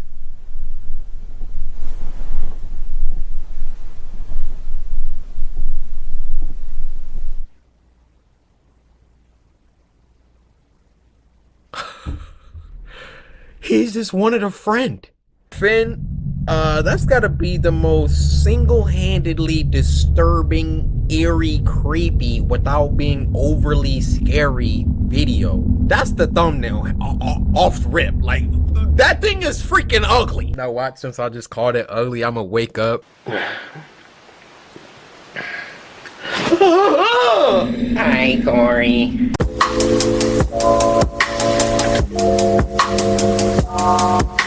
Now this next one is called Coryxkenshin MP4, and this was uploaded by Baddington. Obviously, from the title of this video, Coryxkenshin, look down in the description. Baddington said this video he made was inspired by me. So immediately I'm gonna need y'all to go over to Baddington and subscribe and like this video. Baddington, you're a legend, man. I don't know what we about to watch, but thank you for making this. And this was sent to us by Molly on Twitter, who said, yo, this is a special one for you. In 1948, Japan was still recovering from the bombing of World War II. A squadron of Japanese troops were on a mission in Nagasaki when the troops noticed a building. Whoa, okay. All right, so some soldiers found some toys in a little building, and one of the toys was brand new. They didn't know who left these toys because the toxic levels in the area were too high. Squadron said they felt a sense of dread around this toy, and they called it Akuma no Bushi, the Devil's Samurai. Oh, ooh, I don't like that. I don't like that. So it has supernatural properties that cause anyone around it to commit seppuku. These next clips are from 30 years ago within that facility.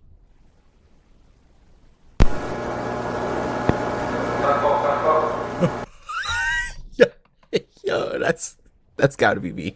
That's gotta be me.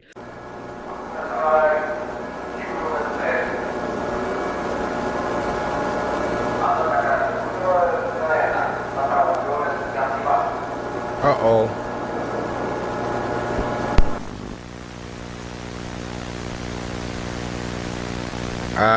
Testo. So it's a test.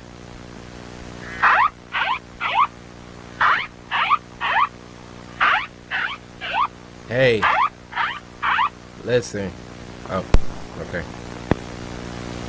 So it didn't do anything. Another test. This reminds me of Pizzeria Simulator. Y'all remember that one? Hold up, roll a little clip, Cory. You are not to return. Begin audio prompt in 3, 2, 1. Yo, I miss playing FNAF games. When the next one coming out?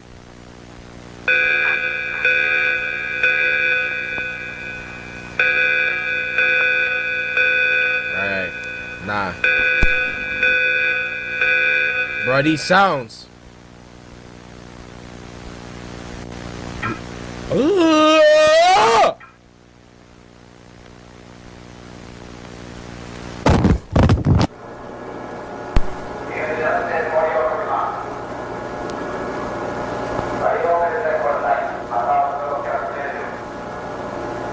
Bruh, imagine being one of the people getting sent into the room. Another test.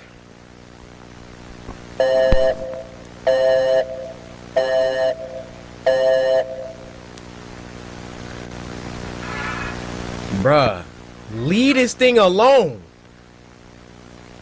What did that headband say? It says killer.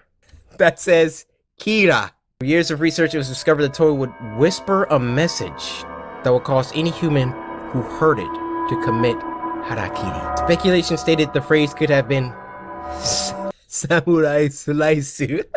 Yo, samurai slice. What if you just grabbed the nearest object? What's happening? What's happening? Ah! No, but samurai slice that like better, you know what I'm saying?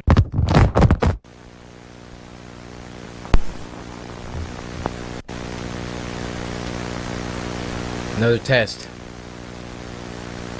I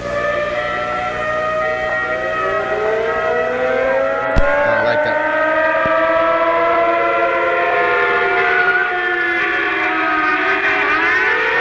I don't like this. My skin is crawling right now.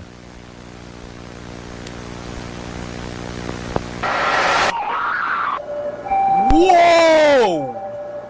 Whoa!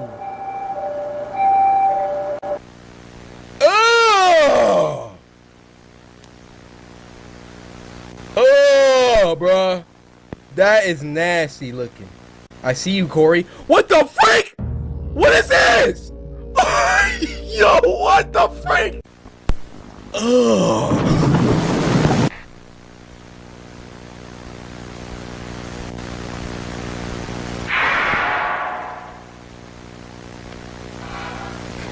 Bruh, chill.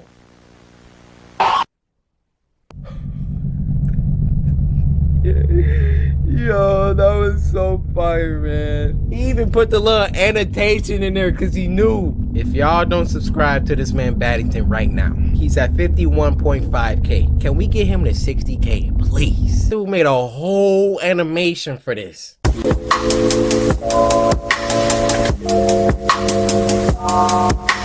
Alright, this next one is called 4 True OnlyFans Horror Stories. And this was uploaded by the legend HorrorShorts Party. Now this was sent to us by Lovemere, who said, I want a Nutri-Grain bar, react to the first one, I got instant chills. You don't even gotta tell me. I'm dropping these off like you do your kids at school. Here you go. Open your mouth up. Here we go. We in here. HorrorShorts Party. We in here. OnlyFans. I was in my early 20s and was unfortunately unemployed. The stress of not having a job while living with the obligation of having student loans, in addition to the monthly payments for my student housing, always weighed heavy on my shoulders. I got you. I was a student majoring within the medical field, so the majority of my time was delegated to schoolwork and applying for jobs online, as I was living off the funds I made from my last retail job. The quality of my life at this time was both extremely stressful and depressing, as I would literally live off eating crackers and cheap instant noodle packs. Girl, come see this. They got a ramen noodle exhibit. You know that's your favorite. Be careful, children. That's a lot of sodium. I would even go as far as to sleep hungry sometimes, just to save every last dollar. Hey, that's the grind though. Hey, everybody started like this. Well, not everybody. Most people start like this though. Now, back in my day, when it was my turn to go through the trials and tribulations, there was no OnlyFans. Now, would I have done it? I might have, put a couple toes on there, nothing crazy. No, I'm just kidding. Possible to help pay for my rent and school funds. I remember staying up late one night. Whoa, is that the same human being? I had a biology exam coming up within a few days. I could recall being overwhelmed from the monotonous material I was drilling into my head when I heard a loud knock on my door. Dang! Sarah?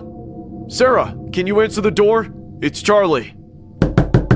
Hello? I know you're in there. Who? I heard you watching TV 5 minutes ago.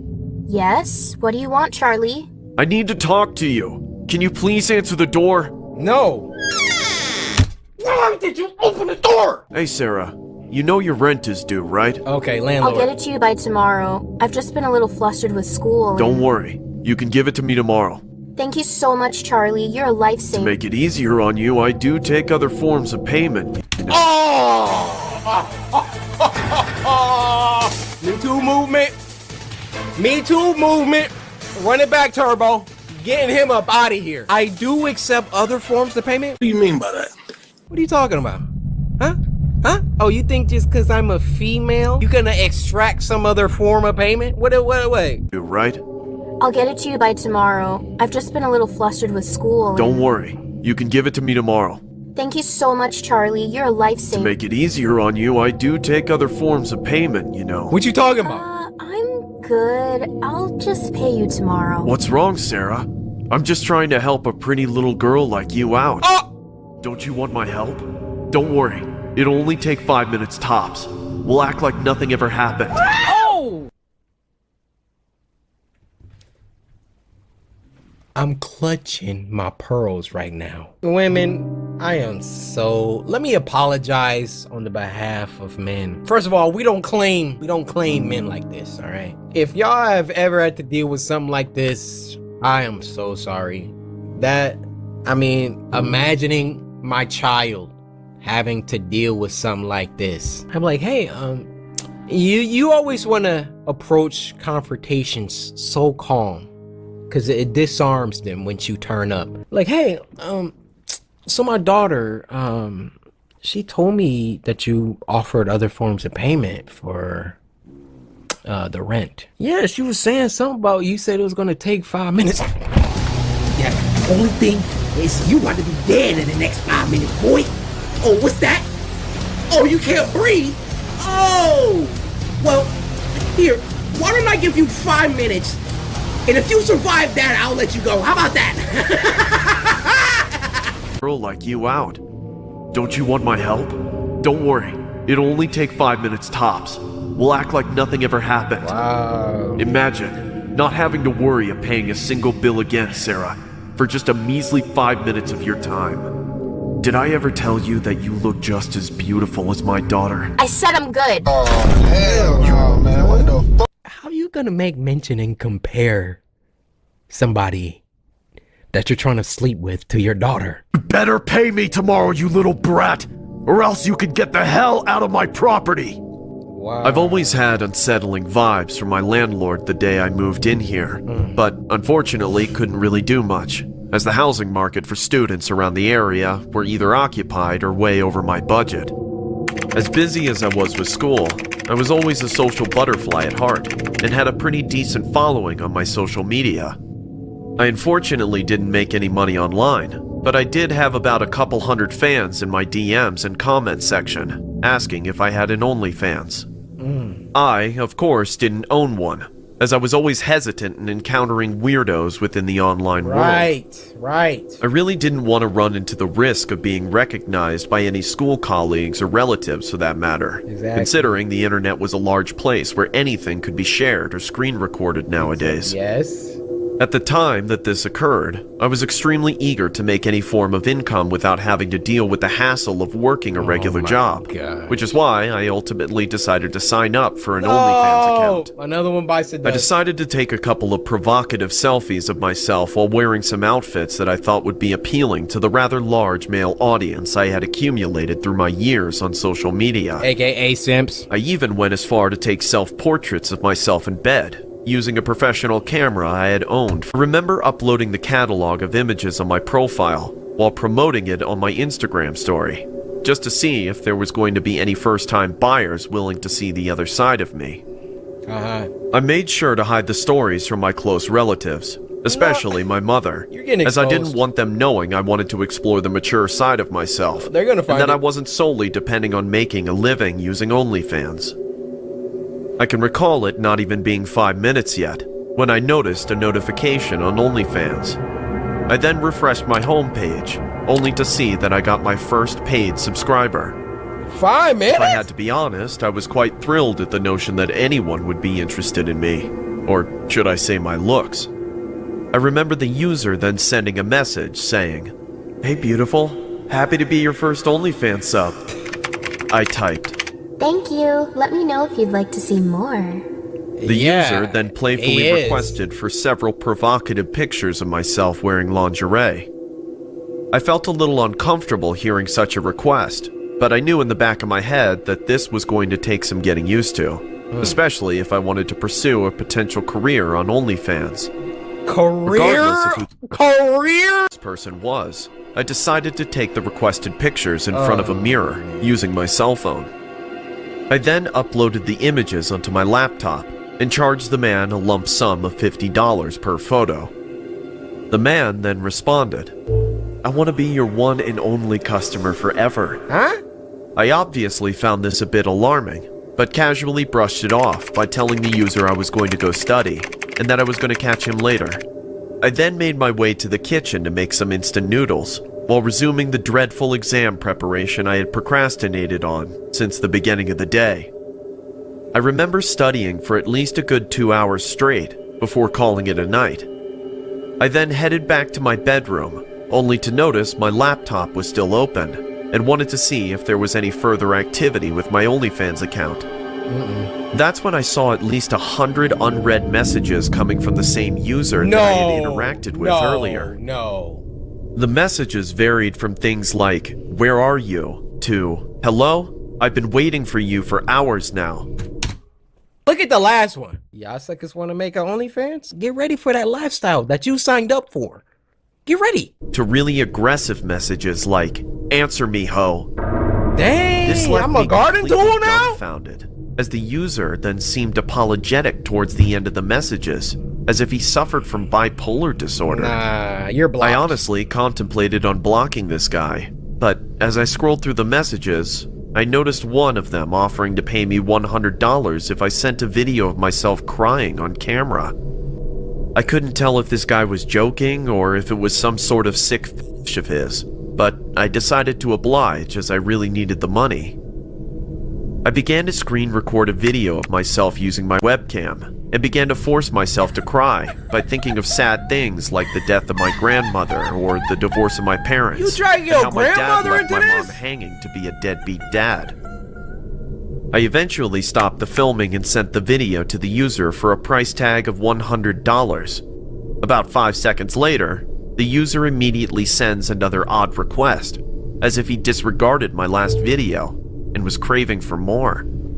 The message read, "Can you stick your finger down your throat and vomit in a bucket? I'll pay you another $100. What the hell? What a freaking weirdo. This seemed extremely off-putting, but I felt as if I was obliged to do so, considering I was an extremely broke student and needed any kind of funds I could get my hands on. You about to do it? I decided to grab a large bowl from my...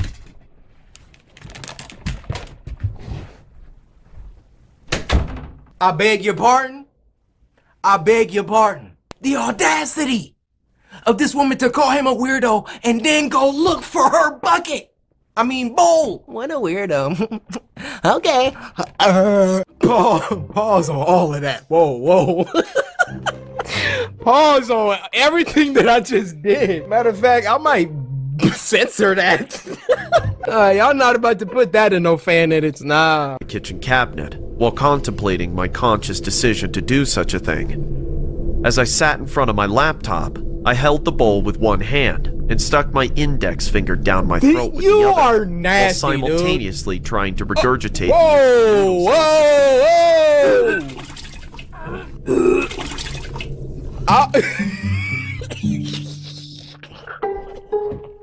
This is the craziest one ever. I told y'all to get snacks, y'all eating, and then this girl.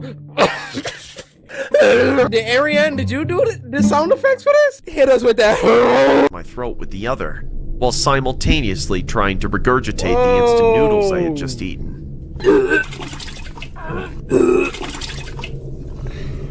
I then sent the user the video with a price tag of $100. Again, the user instantly replies in a matter of seconds with another odd request. His message read, "Cut a handful of your hair off using a knife, and I'll pay you $200.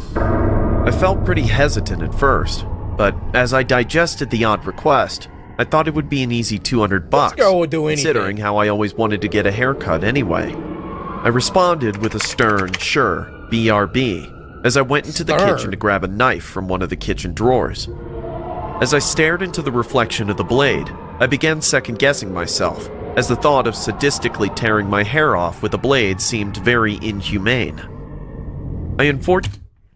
Now you're trying to draw lines? Second, let me tell you about what's about to happen with them other videos you just sent. He's about to download those videos, okay, that he paid $100 for, re-upload them all across the internet. It's gonna be video of you throwing up into a bowl and crying for $200. Fortunately allowed my stupidity to completely overcloud my judgment, as I ended up biting on a piece of cloth while raising my hair with one hand and then slowly cutting it off with the knife on my other hand. I remember trying my best not to make too much noise from my repugnant decisions, as the sheer distress from the back and forth carving of my hair left my scalp throbbing in an excruciating manner. Why'd you do it I then shouted, that way? There's your stupid video, you sick freak. You happy now? Huh? Huh? as I gestured a hand at my detached hair. That's when the user immediately responds with another sadistic request, saying, "Now, cut your finger off for another $200. Nah, knowing her, nah, she gonna try to get mad now. Nah, she gonna be like, $200. Do I really need all 5? Immediately dismissed the user using profanities and vulgar language, basically telling him to go F himself, as I simultaneously block his account. I then went into the washroom and began to sit in the bathtub to reflect on my bizarre decisions and what possessed me to do such a thing. Loony. I could then hear my phone vibrating on the bathroom sink several times from the notifications set on my phone. As I got out of the shower, I checked my phone, only to see the notifications were from a user with the same profile name on Instagram. Oh, you're done, Zo. I could tell that the user was obviously a stalker, as he had no followers, but was following at least a couple hundred others. I then opened the user's messages, only to see screenshots and video footage of what transpired within our OnlyFans interaction. Oh, what did I say? As I scrolled up, I noticed a lengthy message from the user asking me to bring a knife to an undisclosed location if I didn't want him to send this to anyone else. Almost like I was getting taunted and blackmailed at the same time. Yeah. I ended up accepting the user's messages and replying with a firm, I'm gonna sue you if you don't delete those images and videos. He then responds with an image of my mother's Instagram and says, "Is this your mom's Instagram?" I then reply with, What the f***? Don't do it! I'm begging you! "Go to the park now!" Okay, fine, you win. I'm leaving right now, you freak! That's when I tucked the knife underneath the band of my leggings and began to walk towards the park. I then texted the user for further instructions as I surveyed my surroundings of the park, only to see a homeless-looking individual laying on a bench. That's when I get another text from the user saying, "Since you didn't want to cut your finger off, cut his, and I'll leave you alone." I then pulled out the knife and began to approach the homeless man, as I could see he was completely passed out drunk from the empty alcohol bottle laying next to the bench he was sleeping on. As I cautiously approached the man, I began to elevate his pinky in midair with one hand while raising the knife with my other hand. I then swung the knife in one quick motion. That's when I ran back towards the main road as the man screamed in agony. I eventually made it back to my place and began panting in distress and exhaustion without making it obvious to the other individuals in the household that I had initially stepped out.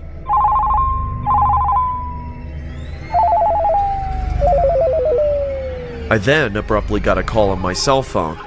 I was a little hesitant to answer the phone, considering I had not given out any personal information to the user. Oh my. As I pull out my phone, I can see that the call was surprisingly coming from my mom. Did she get the I video? answered the phone and said, Hello? What the hell is wrong with you, Sarah? Why would you do that? Why? Have you freaking lost your damn mind? You're all over the damn internet!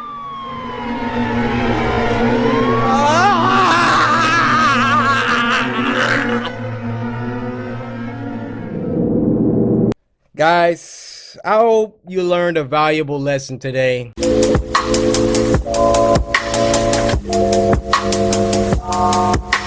Now, the first video of this week is called Elf on the Shelf, and it was uploaded by friends over at Crip TV. How's it going, Crip? Now, this was sent to us by Kyron Fields. Hopefully I said that right. All the rest of y'all samurai, go ahead, scoot your booty on over. Hey, Kai. Can I call you Kai? How's it going? I just want to say, Kai, look, you ain't have to go above and beyond of sending me this video for Spooky Scary Sunday, but you did anyway. And for that, here, your reward. This Nutri-Grain bar. Kai, open your hand up and take the... Kai, take the Nutri-Grain bar! Babe, come over. Pizza's almost here. It doesn't matter, I'm just gonna throw him in his room anyways. That doorknob. Just get over here, please. Ugh, Thank pancakes! Thanks. Bro, she is mad rude, and she... Alright, bedtime, Torp, let's go. What? It's like 8:15. Sounds like bedtime to me, come on. I don't even have a bedtime. Plus, it's Christmas Eve. Hey, come back here, you little Hey, babe. This is like the cringiest thing I've ever seen in my life. How my man just gonna bust in the house like that? Why didn't she lock the door? Why didn't she tip the pizza man? Dude came in the house like, hey, look how my man aggressively opened his door. Come back here, you little shit. Hey, babe. Hey. God, get down there. What the? Rat. They called him It's a rat? Christmas. No one cares but me. Just wish you were real, and I could do whatever I want. How they gonna call him a rat though?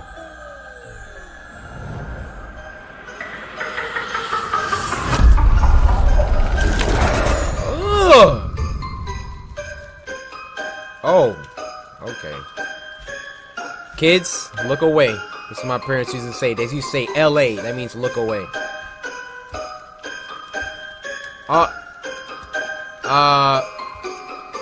Oh, you're dead.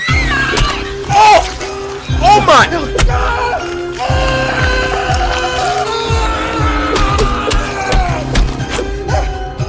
What the freak is it?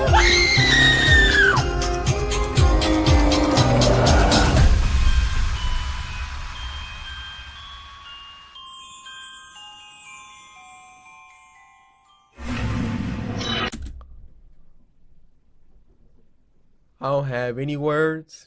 But watch that elf on the shelf.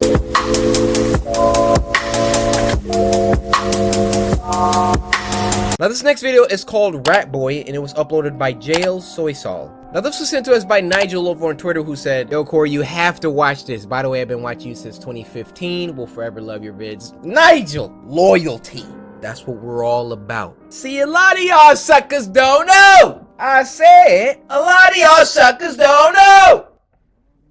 I want my neighbors to hear. Y'all hear me, neighbors? Huh? Nigel been here since 2015. Everybody clap that up.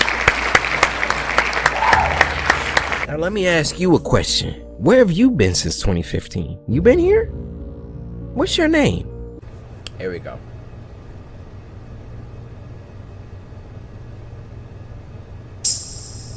Hello, rat. Pops from Regular Show? As a kid? Hello, rat.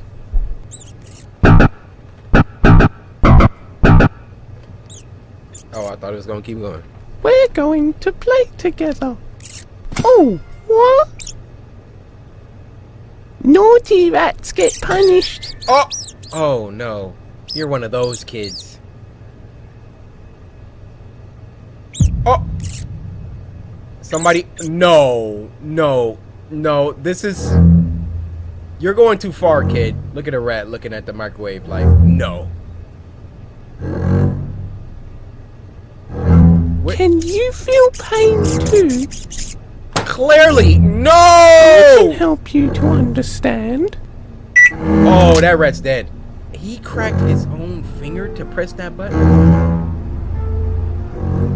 Look at the rat.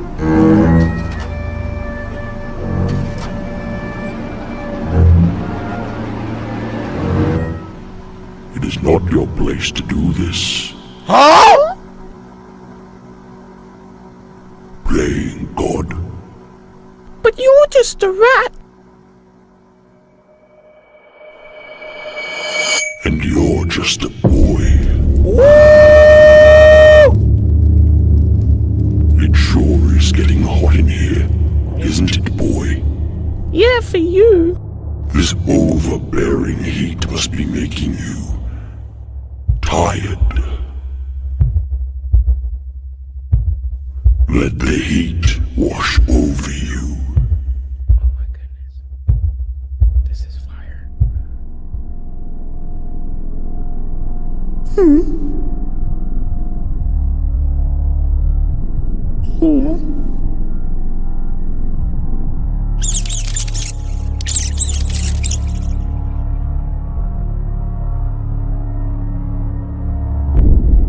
Ho ho ho ho. You messed up now, kid.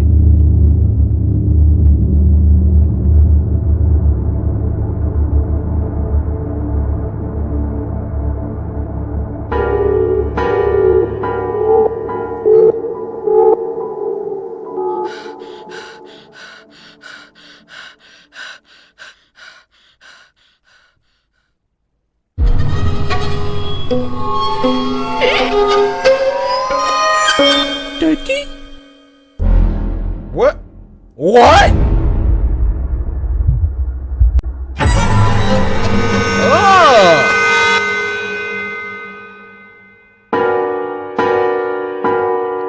Yeah, we're gonna censor that.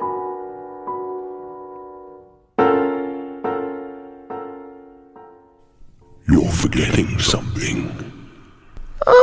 My dad's tied up. No. Can't you smell something burning?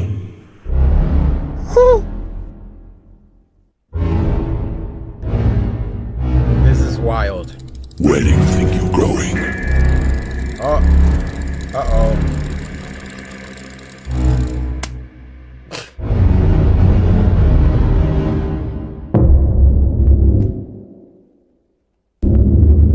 Yeah, I might want to keep that door closed.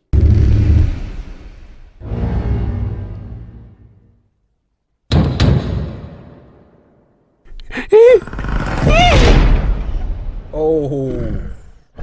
Oh. Oh!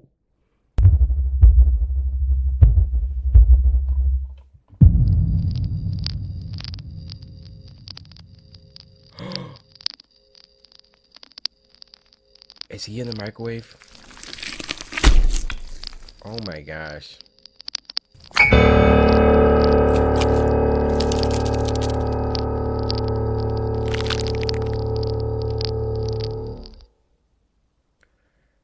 Bro, that was incredible. Guys, moral of the story, don't abuse your freaking animals.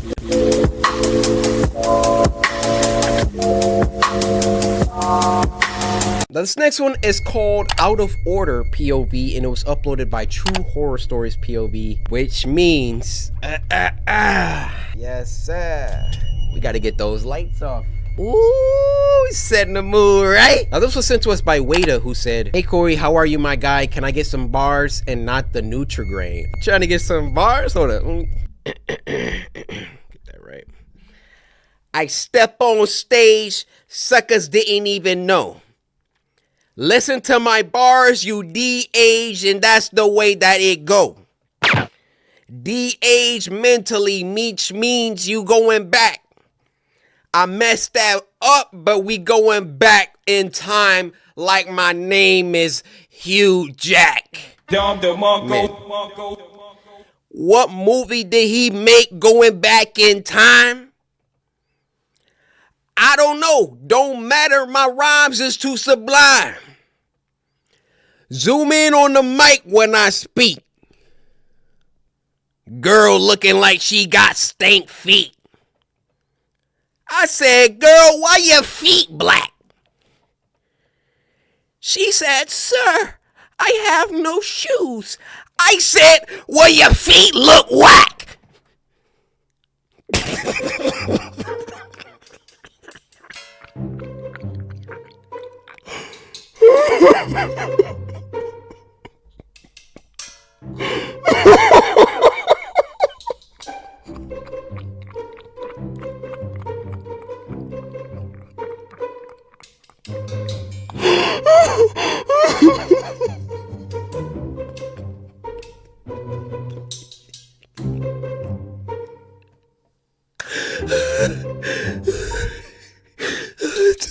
I just spent bars to some homeless woman.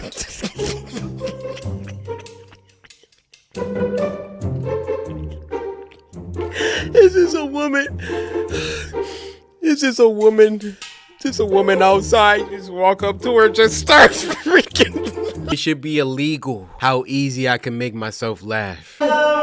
Gitu juga. Kau seorang ya? Seorang Ji. Aku punya. Biasa dia tu. Macam tak tahu pula. Bergayut. Malah kan tunggu. Kau nak gimana ni? Kau nak cuci kat mana? Ni awak dia dah rosak. Alamak.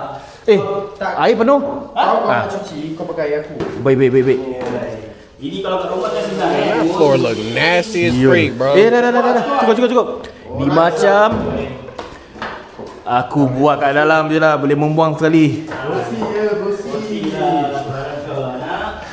Sialah. This is where we're doing laundry? Next to the toilet? I don't know about that one. Ini pun boleh patah. Bodoh betul lah.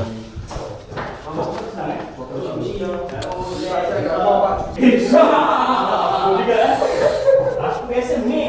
Yelah biasa lah. Ada mik je boleh buat apa. Hei, kalau kat rumah kan senang ya. Dia bersih-bersih. He already touched it. You gotta wash your hands. Tapi aku tak cuci lah. Aku cuma. Oh no. Oh, I'm grossed out. Kau kecoh sangat sebab tak cuci. Tak ada tu. Washing machine aku susah lah. Saya pandai. Saya nak kicik. Cuma aku ni sidai. Aku sidai tak? Kau sidai tak? Sidai kadang-kadang je lah. Alah, aku dah problem lah. Kau sidai sendiri. Oi. Korang nak gerak? Win. Rabat siapa tak tunggu aku? Nope. Bastard, bodoh. Such baskets. Water splashing on your exposed feet. Hey, someone inside. Someone inside. Hey, he's speaking English. Someone inside. Inilah lock. Bro, they feet about to be pointed this way.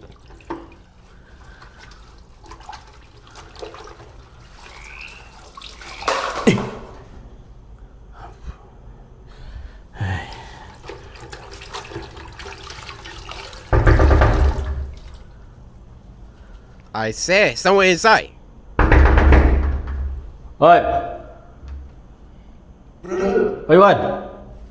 Tissue. Alamak, say lah you want tissue. You knock so hard for what? Bro, they got like it's like half English. I remember my Chinese roommates, they would do that too, where they be talking amongst each other. Obviously, I don't know Chinese. But they sprinkle in, a little English. And I'm like, oh, y'all talking about that? Not gonna hold you though. That just reignited this memory I had. I used to play basketball daily. up at IM East, which is a rec center in the East neighborhood of MSU. And I played against a lot of Chinese people. Back in my heyday, I was nice with it. Had the little crossover, you know, take it to the rack. Tell me why my friends, my Chinese friends, told me the other Chinese people was saying some racist stuff. Ever since then, people speaking foreign languages around me, you're calling me a racist term. All right, I'm just projecting some of my insecurities from past traumas. I'm just gonna... You knock so hard for what? Hey, return back ah. Here got no more tissue now. Bro, my dude slid his hand under there like he was at a drive-thru.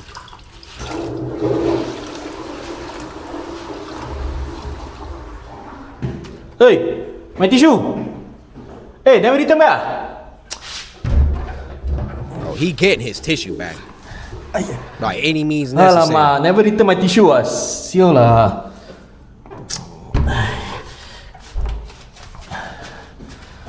All right. The sink is open now. Can we stop doing our laundry by the toilet?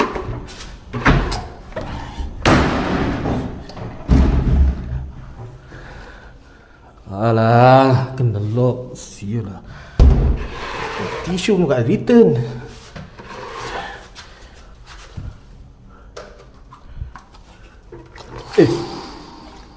What you want? Soup. Alamak.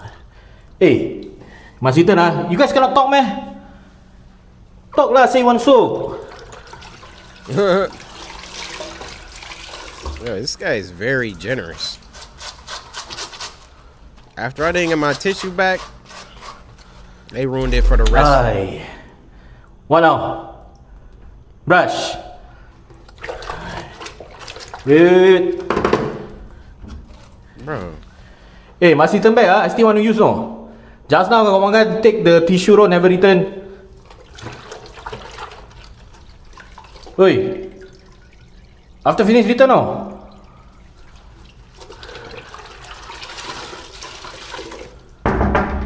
You hear not? Oi. Bro, at this point I'm peeking over. I'm getting on the toilet, I'm peeking over. Give me my stuff. Frog's mad aggressive this time of year.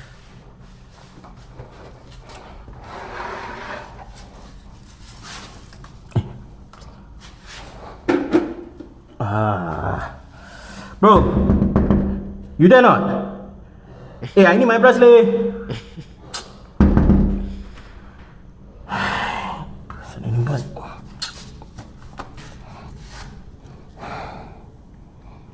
Oh.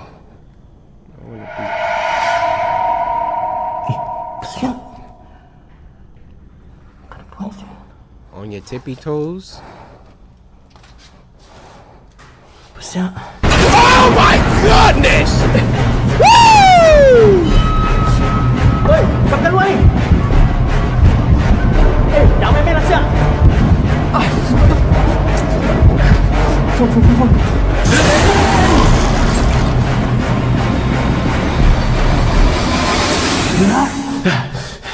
S tier jump Aku tak scare. kacau kau. Kau jangan kacau aku. What? Pergi.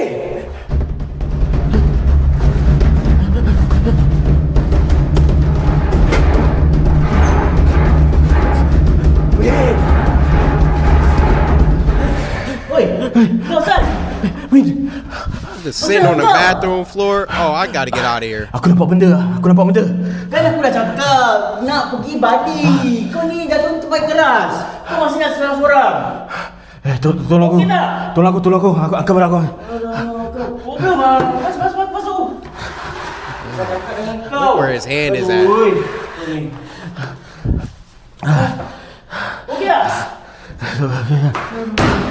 Get out of here. That was fire. Dang, that turnaround was lethal. And this is why I say true horror stories POV built differently. This week, I was about to give you an 8, but I'm gonna give you a 9. I'll give you a 9. On top of me being in a great mood because we just hit 15 million. Clap it up. You was in the same car as me for 8 hours.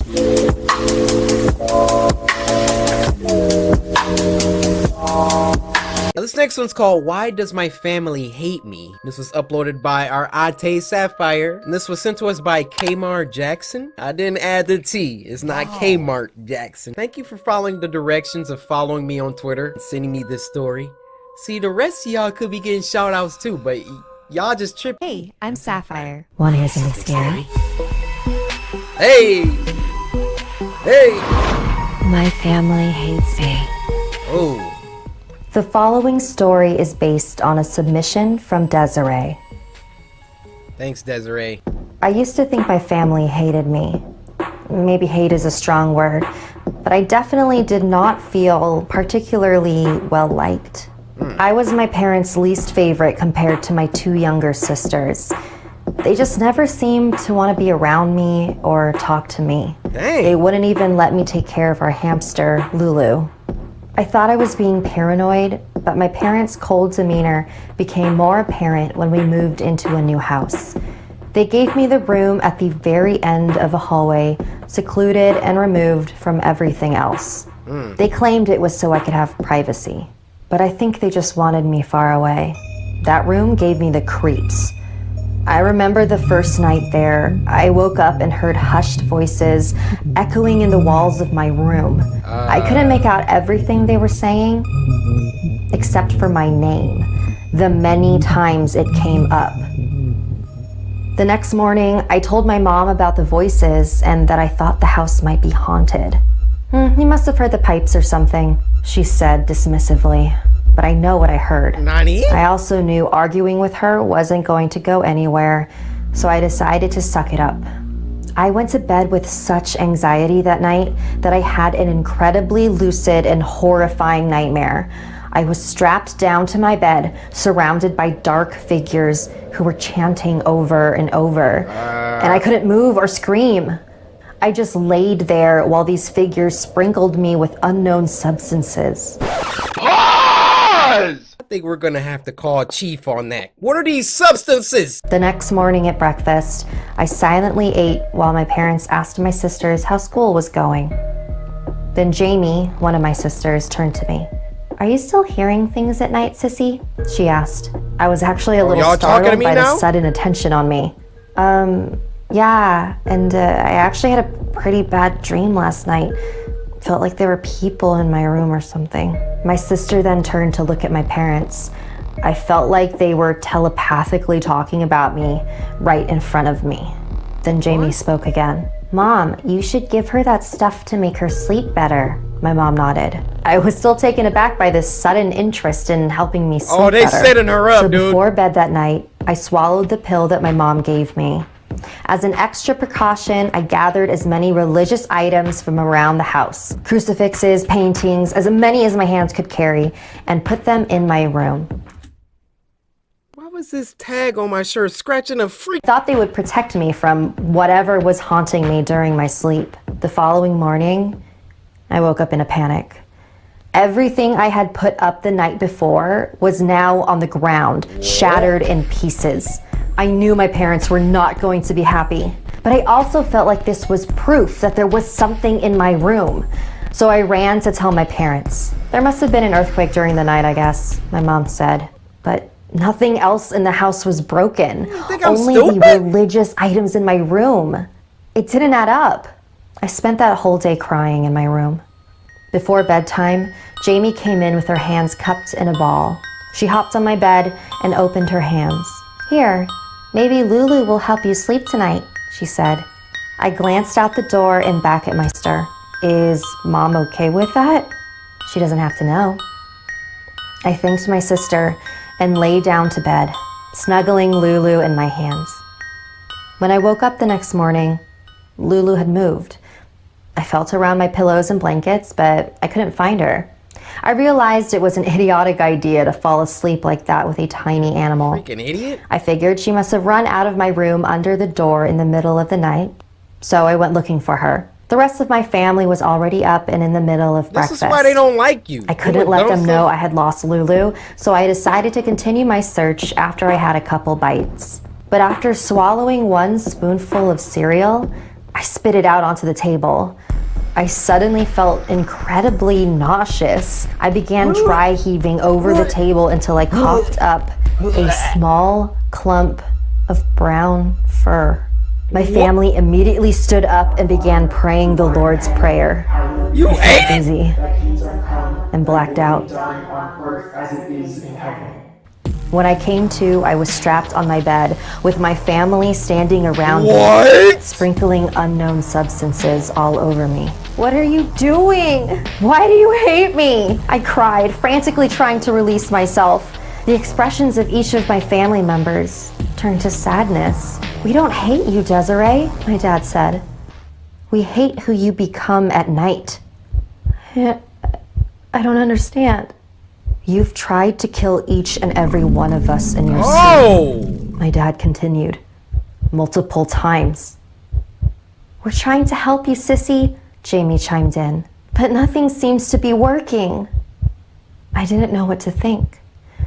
This whole time, I thought that I was being traumatized by a demon in my room. And I was the demon. My family didn't hate me. They're just afraid of me. And I think I am too. So first off, this story was sent in by Desiree. Desiree, is there something you want to tell us? Based on a true story? Desiree? Alright, you guys, that's gonna do it for this week's episode of Spooky Scary Sunday. This one was a light episode. It had a little bit of it.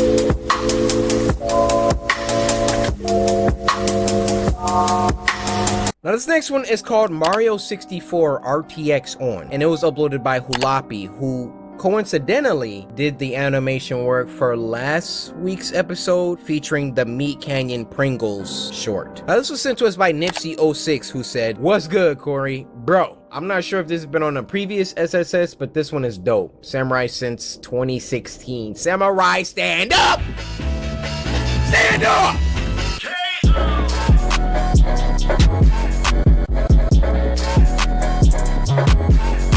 And I know you ain't even stand up, but you know what? Hey, I'm not even letting you contaminate my energy. Y'all always be in the comments, I was on the toilet, how could I stand up? Suck the boo-boo back in. It's a me, Mario. Ew. Oh, hello. Mamma mia. You kept me waiting. Have y'all ever stopped to wonder if Mario was a human, like a real life human, how that cartoonish physical appearance would translate to a real person? Don't save me. No, don't. I'll figure it out. Yeah, you kept me waiting. My bad, bro. My bad. Never mind. We're going to have a lot of fun playing together. Before we jump in, though, how about you give Mario's mushroom schnoz a big old pull? What? What do you say? Was that? Oh, mamma mia. You're a superstar. Don't stop now.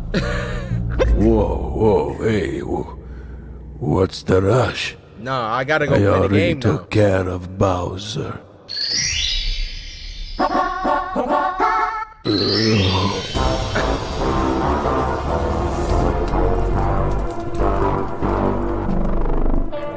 Something's wrong. I don't remember it looking like this.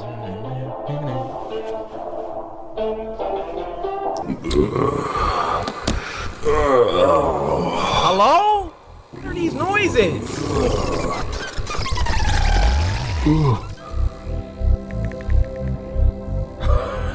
He Google searched it. You took too long, my friend. Holy Mario all powered up.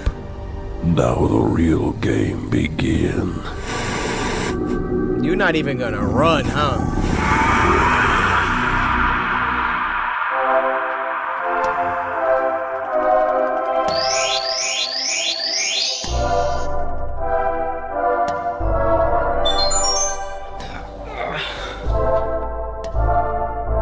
inside of the game. Don't become a lunch. Oh!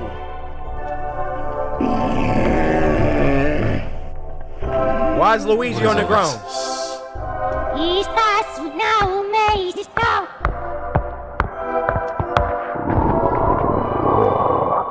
Is it him?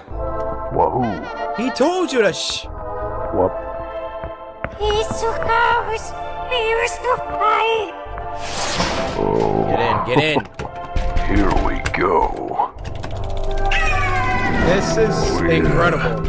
Mario time. What about you? What about all of you? Our time is up. As you it's still is back.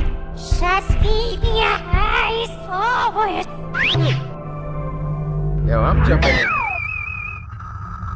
Don't tell me that was a trap.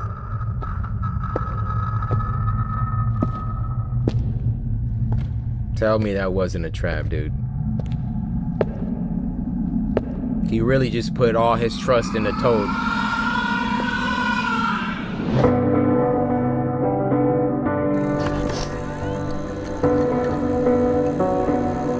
What?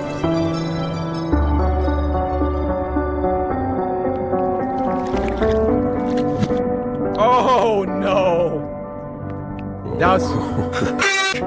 Here we go. Oh. He got finessed by Toad. Here we go. Oh!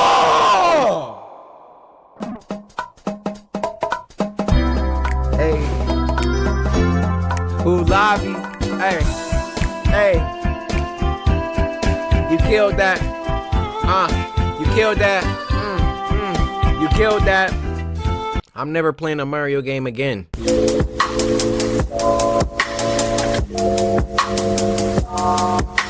Alright, this next one's already giving us warnings, and this one might get a little crazy. This is called the Form 6 Shen Throat Horror Clay Animation by Nario Maru Darkside. Now, this was sent to us by Casserole Oven, who said, "Hey Cory, I hope you like what you see. Viewer discretion is advised."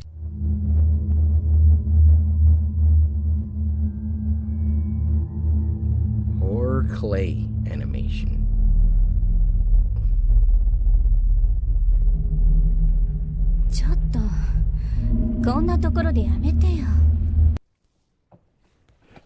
Anime? い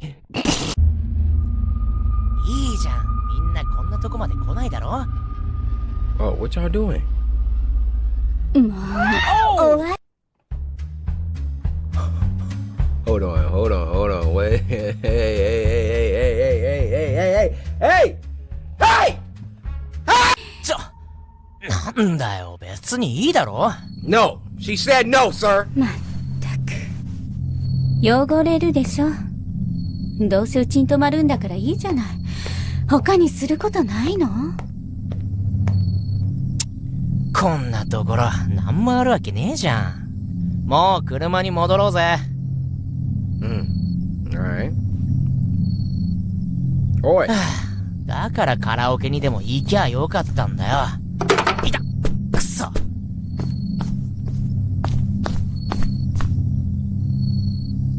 行かねえの？ Hello? 先に行ってるぞ。たく。バカ。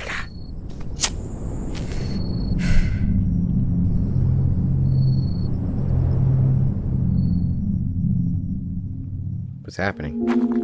へえ、そうなんだ。廃墟って初めてなんだよね。What just happened? あっちでもよかったかな。Oh. ん？ She's thinking about somebody else. What's that?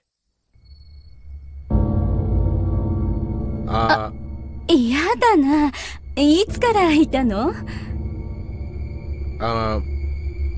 あれね、違うの。すみませんが、家に帰ります。家に帰ります。すみません。すみませんでした。失礼します。Like, what are you doing sitting here talking to this monster? こっち来ない？風が気持ちいいよ。Come here? No. どうしたの？大丈夫？あ。え？あ。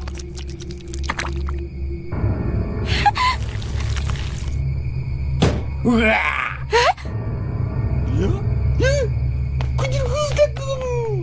What?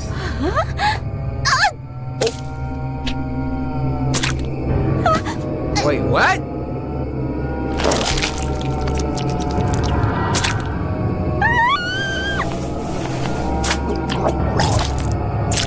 Get out of there, lady. Get out of there. No, no, no.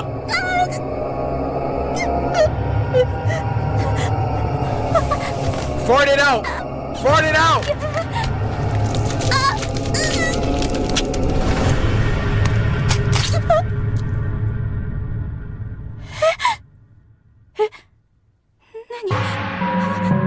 Wait, what? She's facing the other way.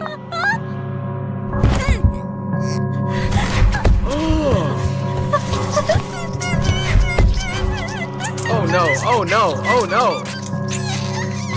Oh no. Oh, that's unfortunate. Oh my word.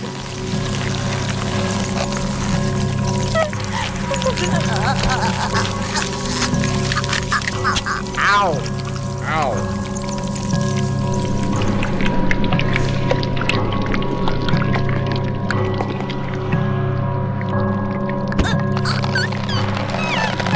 She ain't there yet?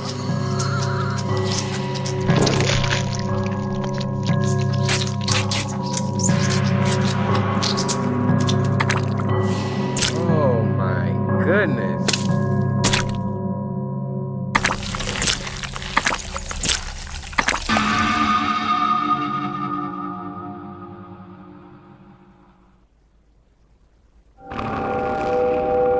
Yo, what was that thing?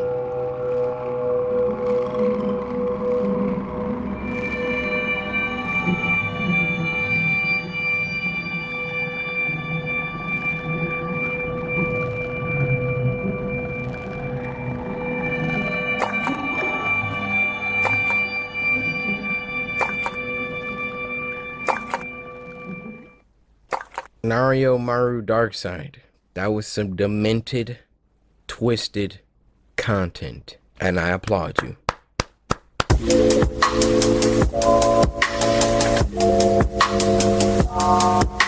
This next one is called 3 Squid Game Horror Stories Animated, and it was uploaded by IMR Scary Tales. Now this was sent to us by Amari, who said, have you finished this show? Yes, I did finish Squid Game. Mwah. Magnifique. Also, Ho Yeon Jung, if you ever see this video, please follow me on Instagram. Red light, green light. We were laughing and drinking when Cory... Cory, hold on. Serious? We were meant to watch this. Turn this down. He came at me kind of aggressive. We were laughing and drinking when Cory said, have you guys watched this new... Oh! That's who I am? For real? ...series called Squid Games? Yeah. I'm not a big fan of web series, as they take a lot of time to finish. No, I haven't, but everyone in my office was talking about it last week. Facts. What is it about? Jonah replied, Everybody it's basically a thriller where childhood games become dangerous in real life. Like someone who fails to play by the rules Hold on. gets killed. You mean to tell me you got that scrumptious chicken drum in your hand and you taking these baby bites? I see. What kind of childhood games? Well, like tug of war, marble games, and especially red light, green light. Yeah. Oh yes, I remember the last one. Didn't we used to play that a lot when we were kids? Everybody Hell did. yeah. Old memories started to come back again as we 4 childhood friends sat in my living room and laughed about it. Jonah, Cory, me, and Oliver all grew up in the same neighborhood, playing and studying together. With time, we all drifted apart, but somehow after 10 years, we have reunited once again. That's what's up. It was Oliver who made it all happen. He has always been the friend in need, no matter how much we pranked him in our childhood days. After 10 years, Oliver connected with each one of us, and we agreed to meet for a house party in my Los Angeles. Y'all see where this is going, right? They used to prank Oliver all the time when they were little. Yo, look who fell asleep first. Prank him, John. You already know. Yo! Oliver said, I'm growing up now. Why don't y'all come through to the crib? He about to kill all of them. Look As at we his all eyes. sat together with delicious dishes and drinks, we started cherishing each other's company once again. While we talked about the Squid Games, Oliver interrupted, saying, "Do you guys remember how you used to slap me on the head when playing red light, green light?" Jonah took a big bite of a chicken leg and said, "You mean that statue game, right? That's what I've been telling you guys." Cory replied, "I felt a bit embarrassed because we really did bully Oliver a lot when he was a kid. Y'all about to die. He used to be chubby back then, and we always found a way to make him the one calling out so that we can play the game and slap him on the head after reaching the finish line." Rude. I laughed awkwardly and said, "Yeah, we were such stupid and mean kids back then." Oliver smiled and again said, "Well, it's fine. I never minded." Suddenly, Jonah got up and slapped him on the head, saying, "Of course not. You never had a mind, bro." Cory laughed out loud, but I didn't like this joke at all. I told him he was drunk and crossing a line, which he shouldn't. I could see a wave of repressed anger lurking in Oliver's face, Y'all but dead. he didn't say anything. Y'all dead. He just got up and went to the kitchen to get more drinks. As soon as he was out of sight, I yelled at Jonah and Cory, "Guys, we aren't kids anymore. Oliver took the initiative bringing us back again. Please, respect him." Right. I knew they ignored my lecture on how to treat Oliver. I got up and went to the kitchen to help him. Dude. He was standing near the fridge. I said in a calm voice, "Don't mind them. They have always been jerks. I apologize on their behalf, man." He trying not to It's die. fine. I am happy to see you change. You might be the lucky one tonight. What do you mean by that? What? I have a surprise for you guys. Oh, no. Come on, let's go. Oh, no. Saying this, he walked away and I followed him with I gotta mixed go. feelings. Oliver stood in the middle of the living room and said, "I have a hidden gift for you guys inside this house. We will play a little game until one of you finds it." Word? We all looked at him with surprise, not knowing what the hell he was trying to do. He said, "I'll turn off the power and it'll become dark. Then you all will split up looking for that gift. Trust me, you won't be disappointed when you find it. Ooh. The winner will leave with an exciting prize. What do you say? Shall we play?" Well, there's nothing wrong with going back to our childhood days. I don't mind either. Let's do it then. Yeah, Cory, you about to Oliver freaking went to the die. main switch and turned off the power. My two-story fancy house sunk in darkness in just a wink. I was so confused because I couldn't even tell when Oliver planned all this. Actually, we did ignore him the entire evening like we always did. Wow. Maybe he used that opportunity to set it all up. Oliver stood in the dark and said, "Remember, you can move the entire night until you hear red light from me. So, let the game begin." He lit up 3 candles and handed them to each one of us. Okay. I asked him, "What about his candle?" He replied, "I can see in the dark pretty well. Word? It will make things even more exciting."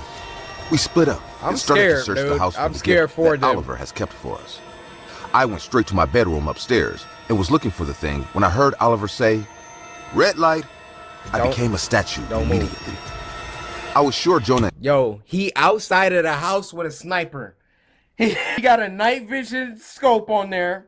He is outside of the house like these. Cory did the same too.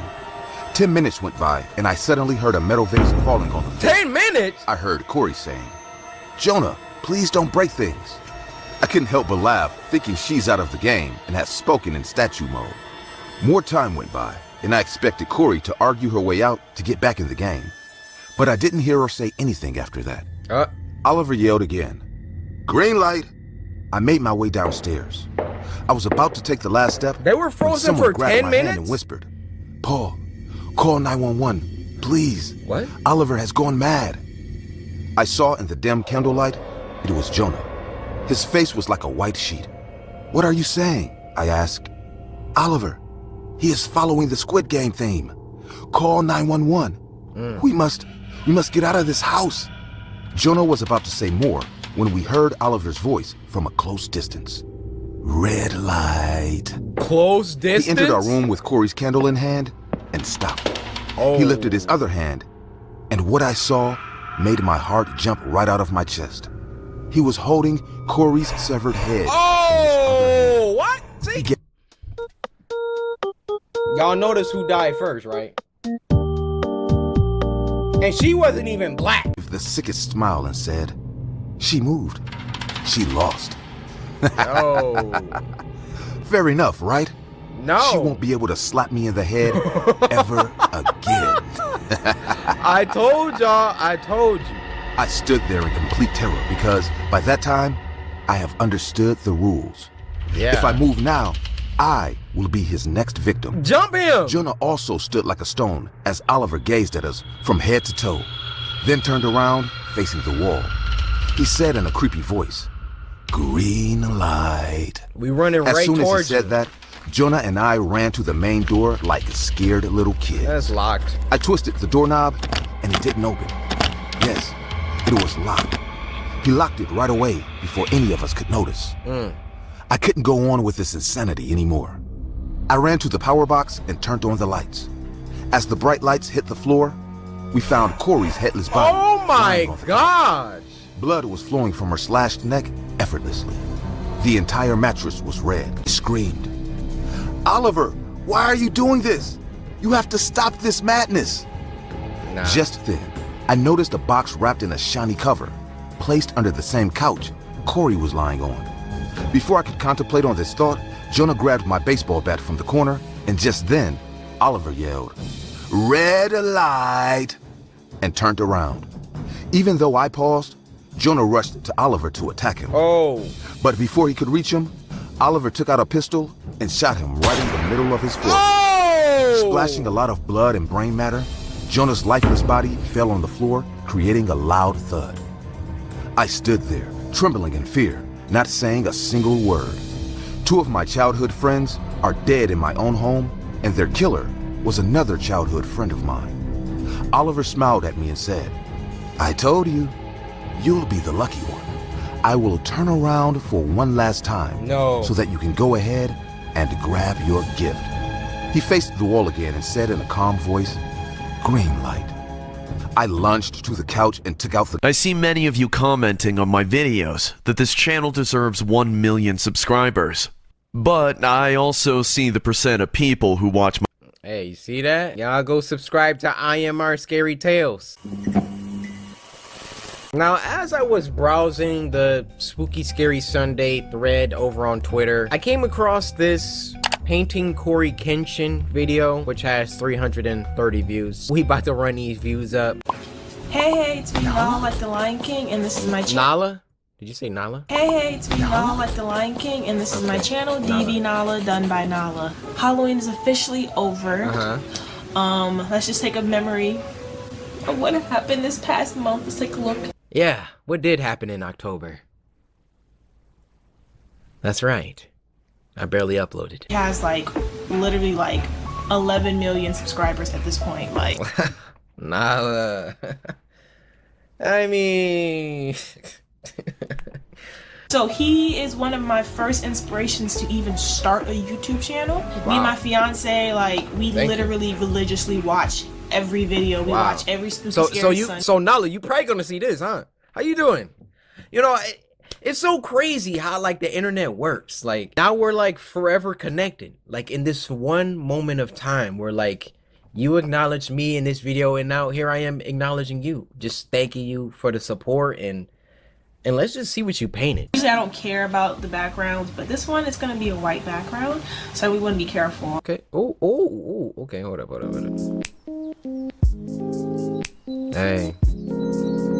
Hey, is this copyright, Nala? Hold on.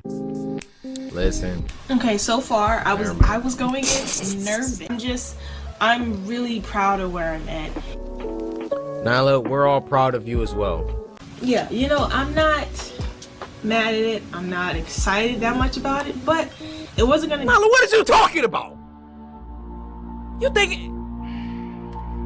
Don't make me come through this screen. Hey, my headphone getting snugged on the. Got Momo over there. We got a couple expressions. You are not a robot. Did I say that? I don't remember, but it sounds like something that I would say. Fantastic work, Nala.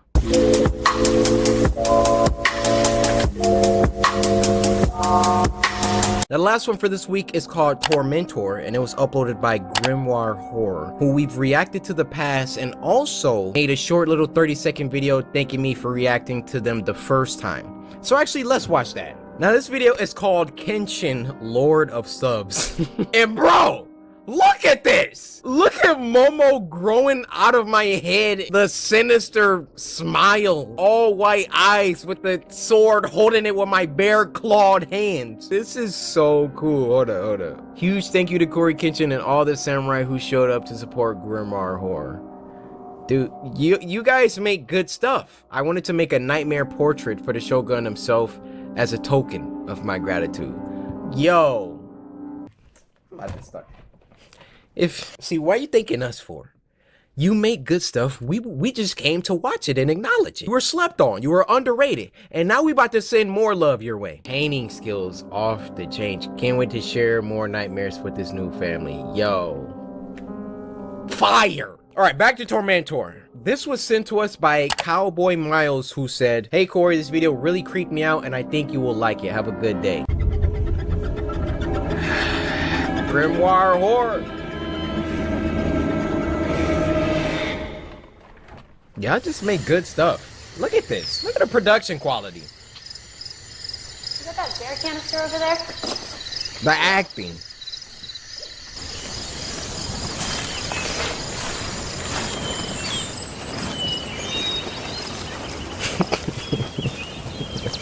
I'm gonna keep it to myself.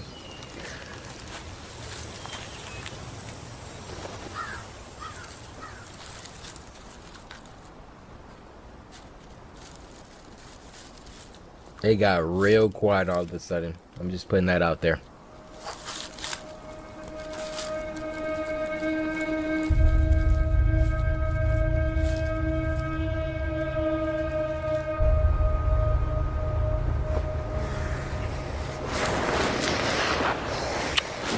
Hey. What's going on here?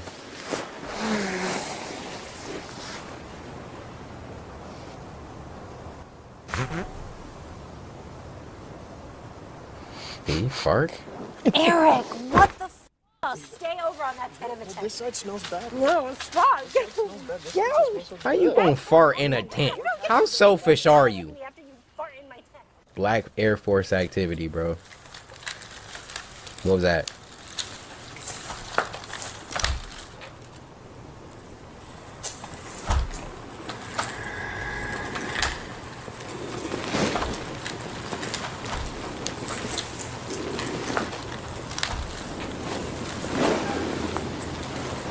Somebody cooking?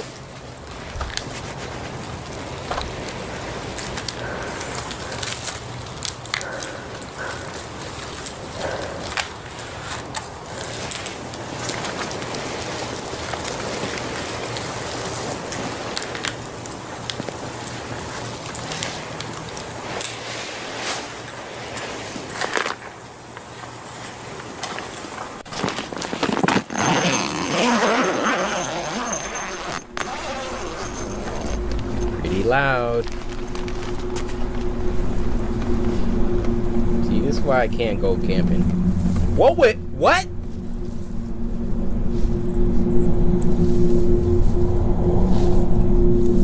Who is over there doing his stanky leg?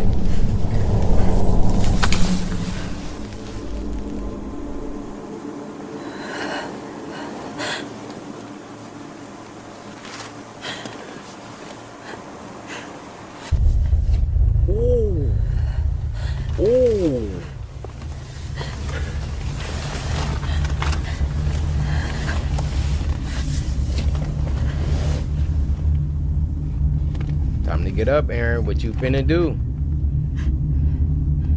Hello? Why?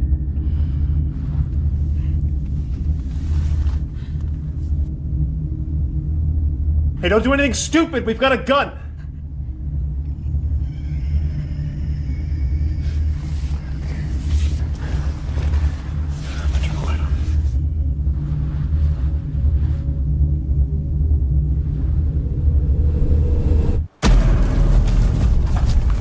Hey! Here we go.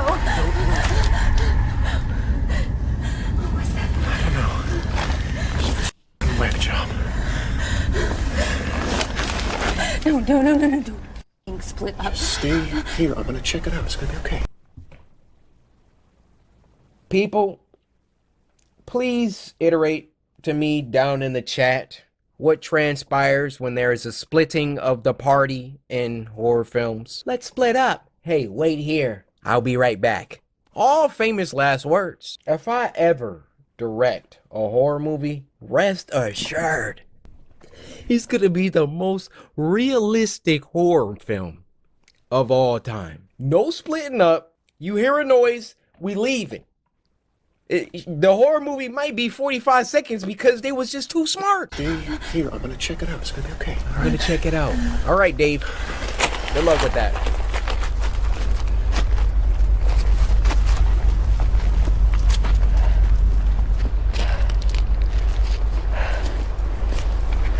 Let's see how well this goes for you. Excuse me, Aaron. Aaron, I don't know where Dave came from.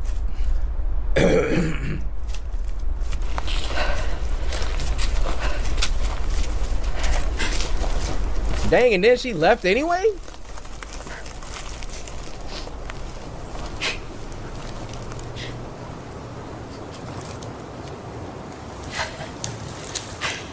What? He's gone that quick? Eric? Oh, Eric or Aaron? Whatever his name is, he dead. Eric!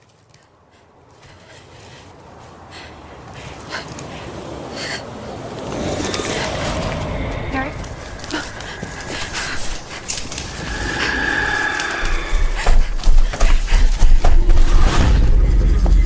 Look how heavy these footsteps are!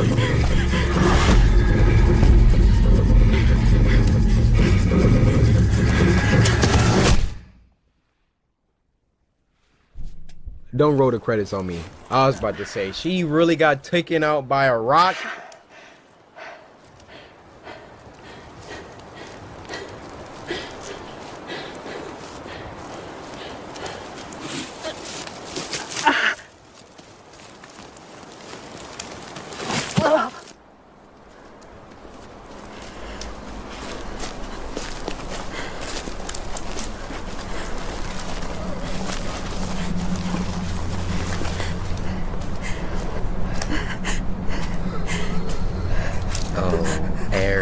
Eric.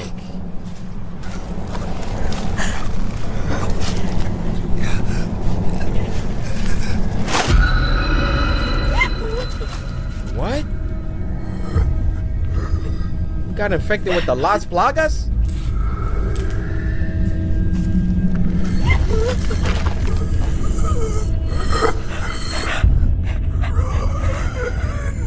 Are his eyeballs gone?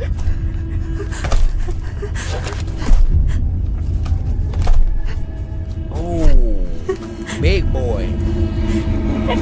Oh my!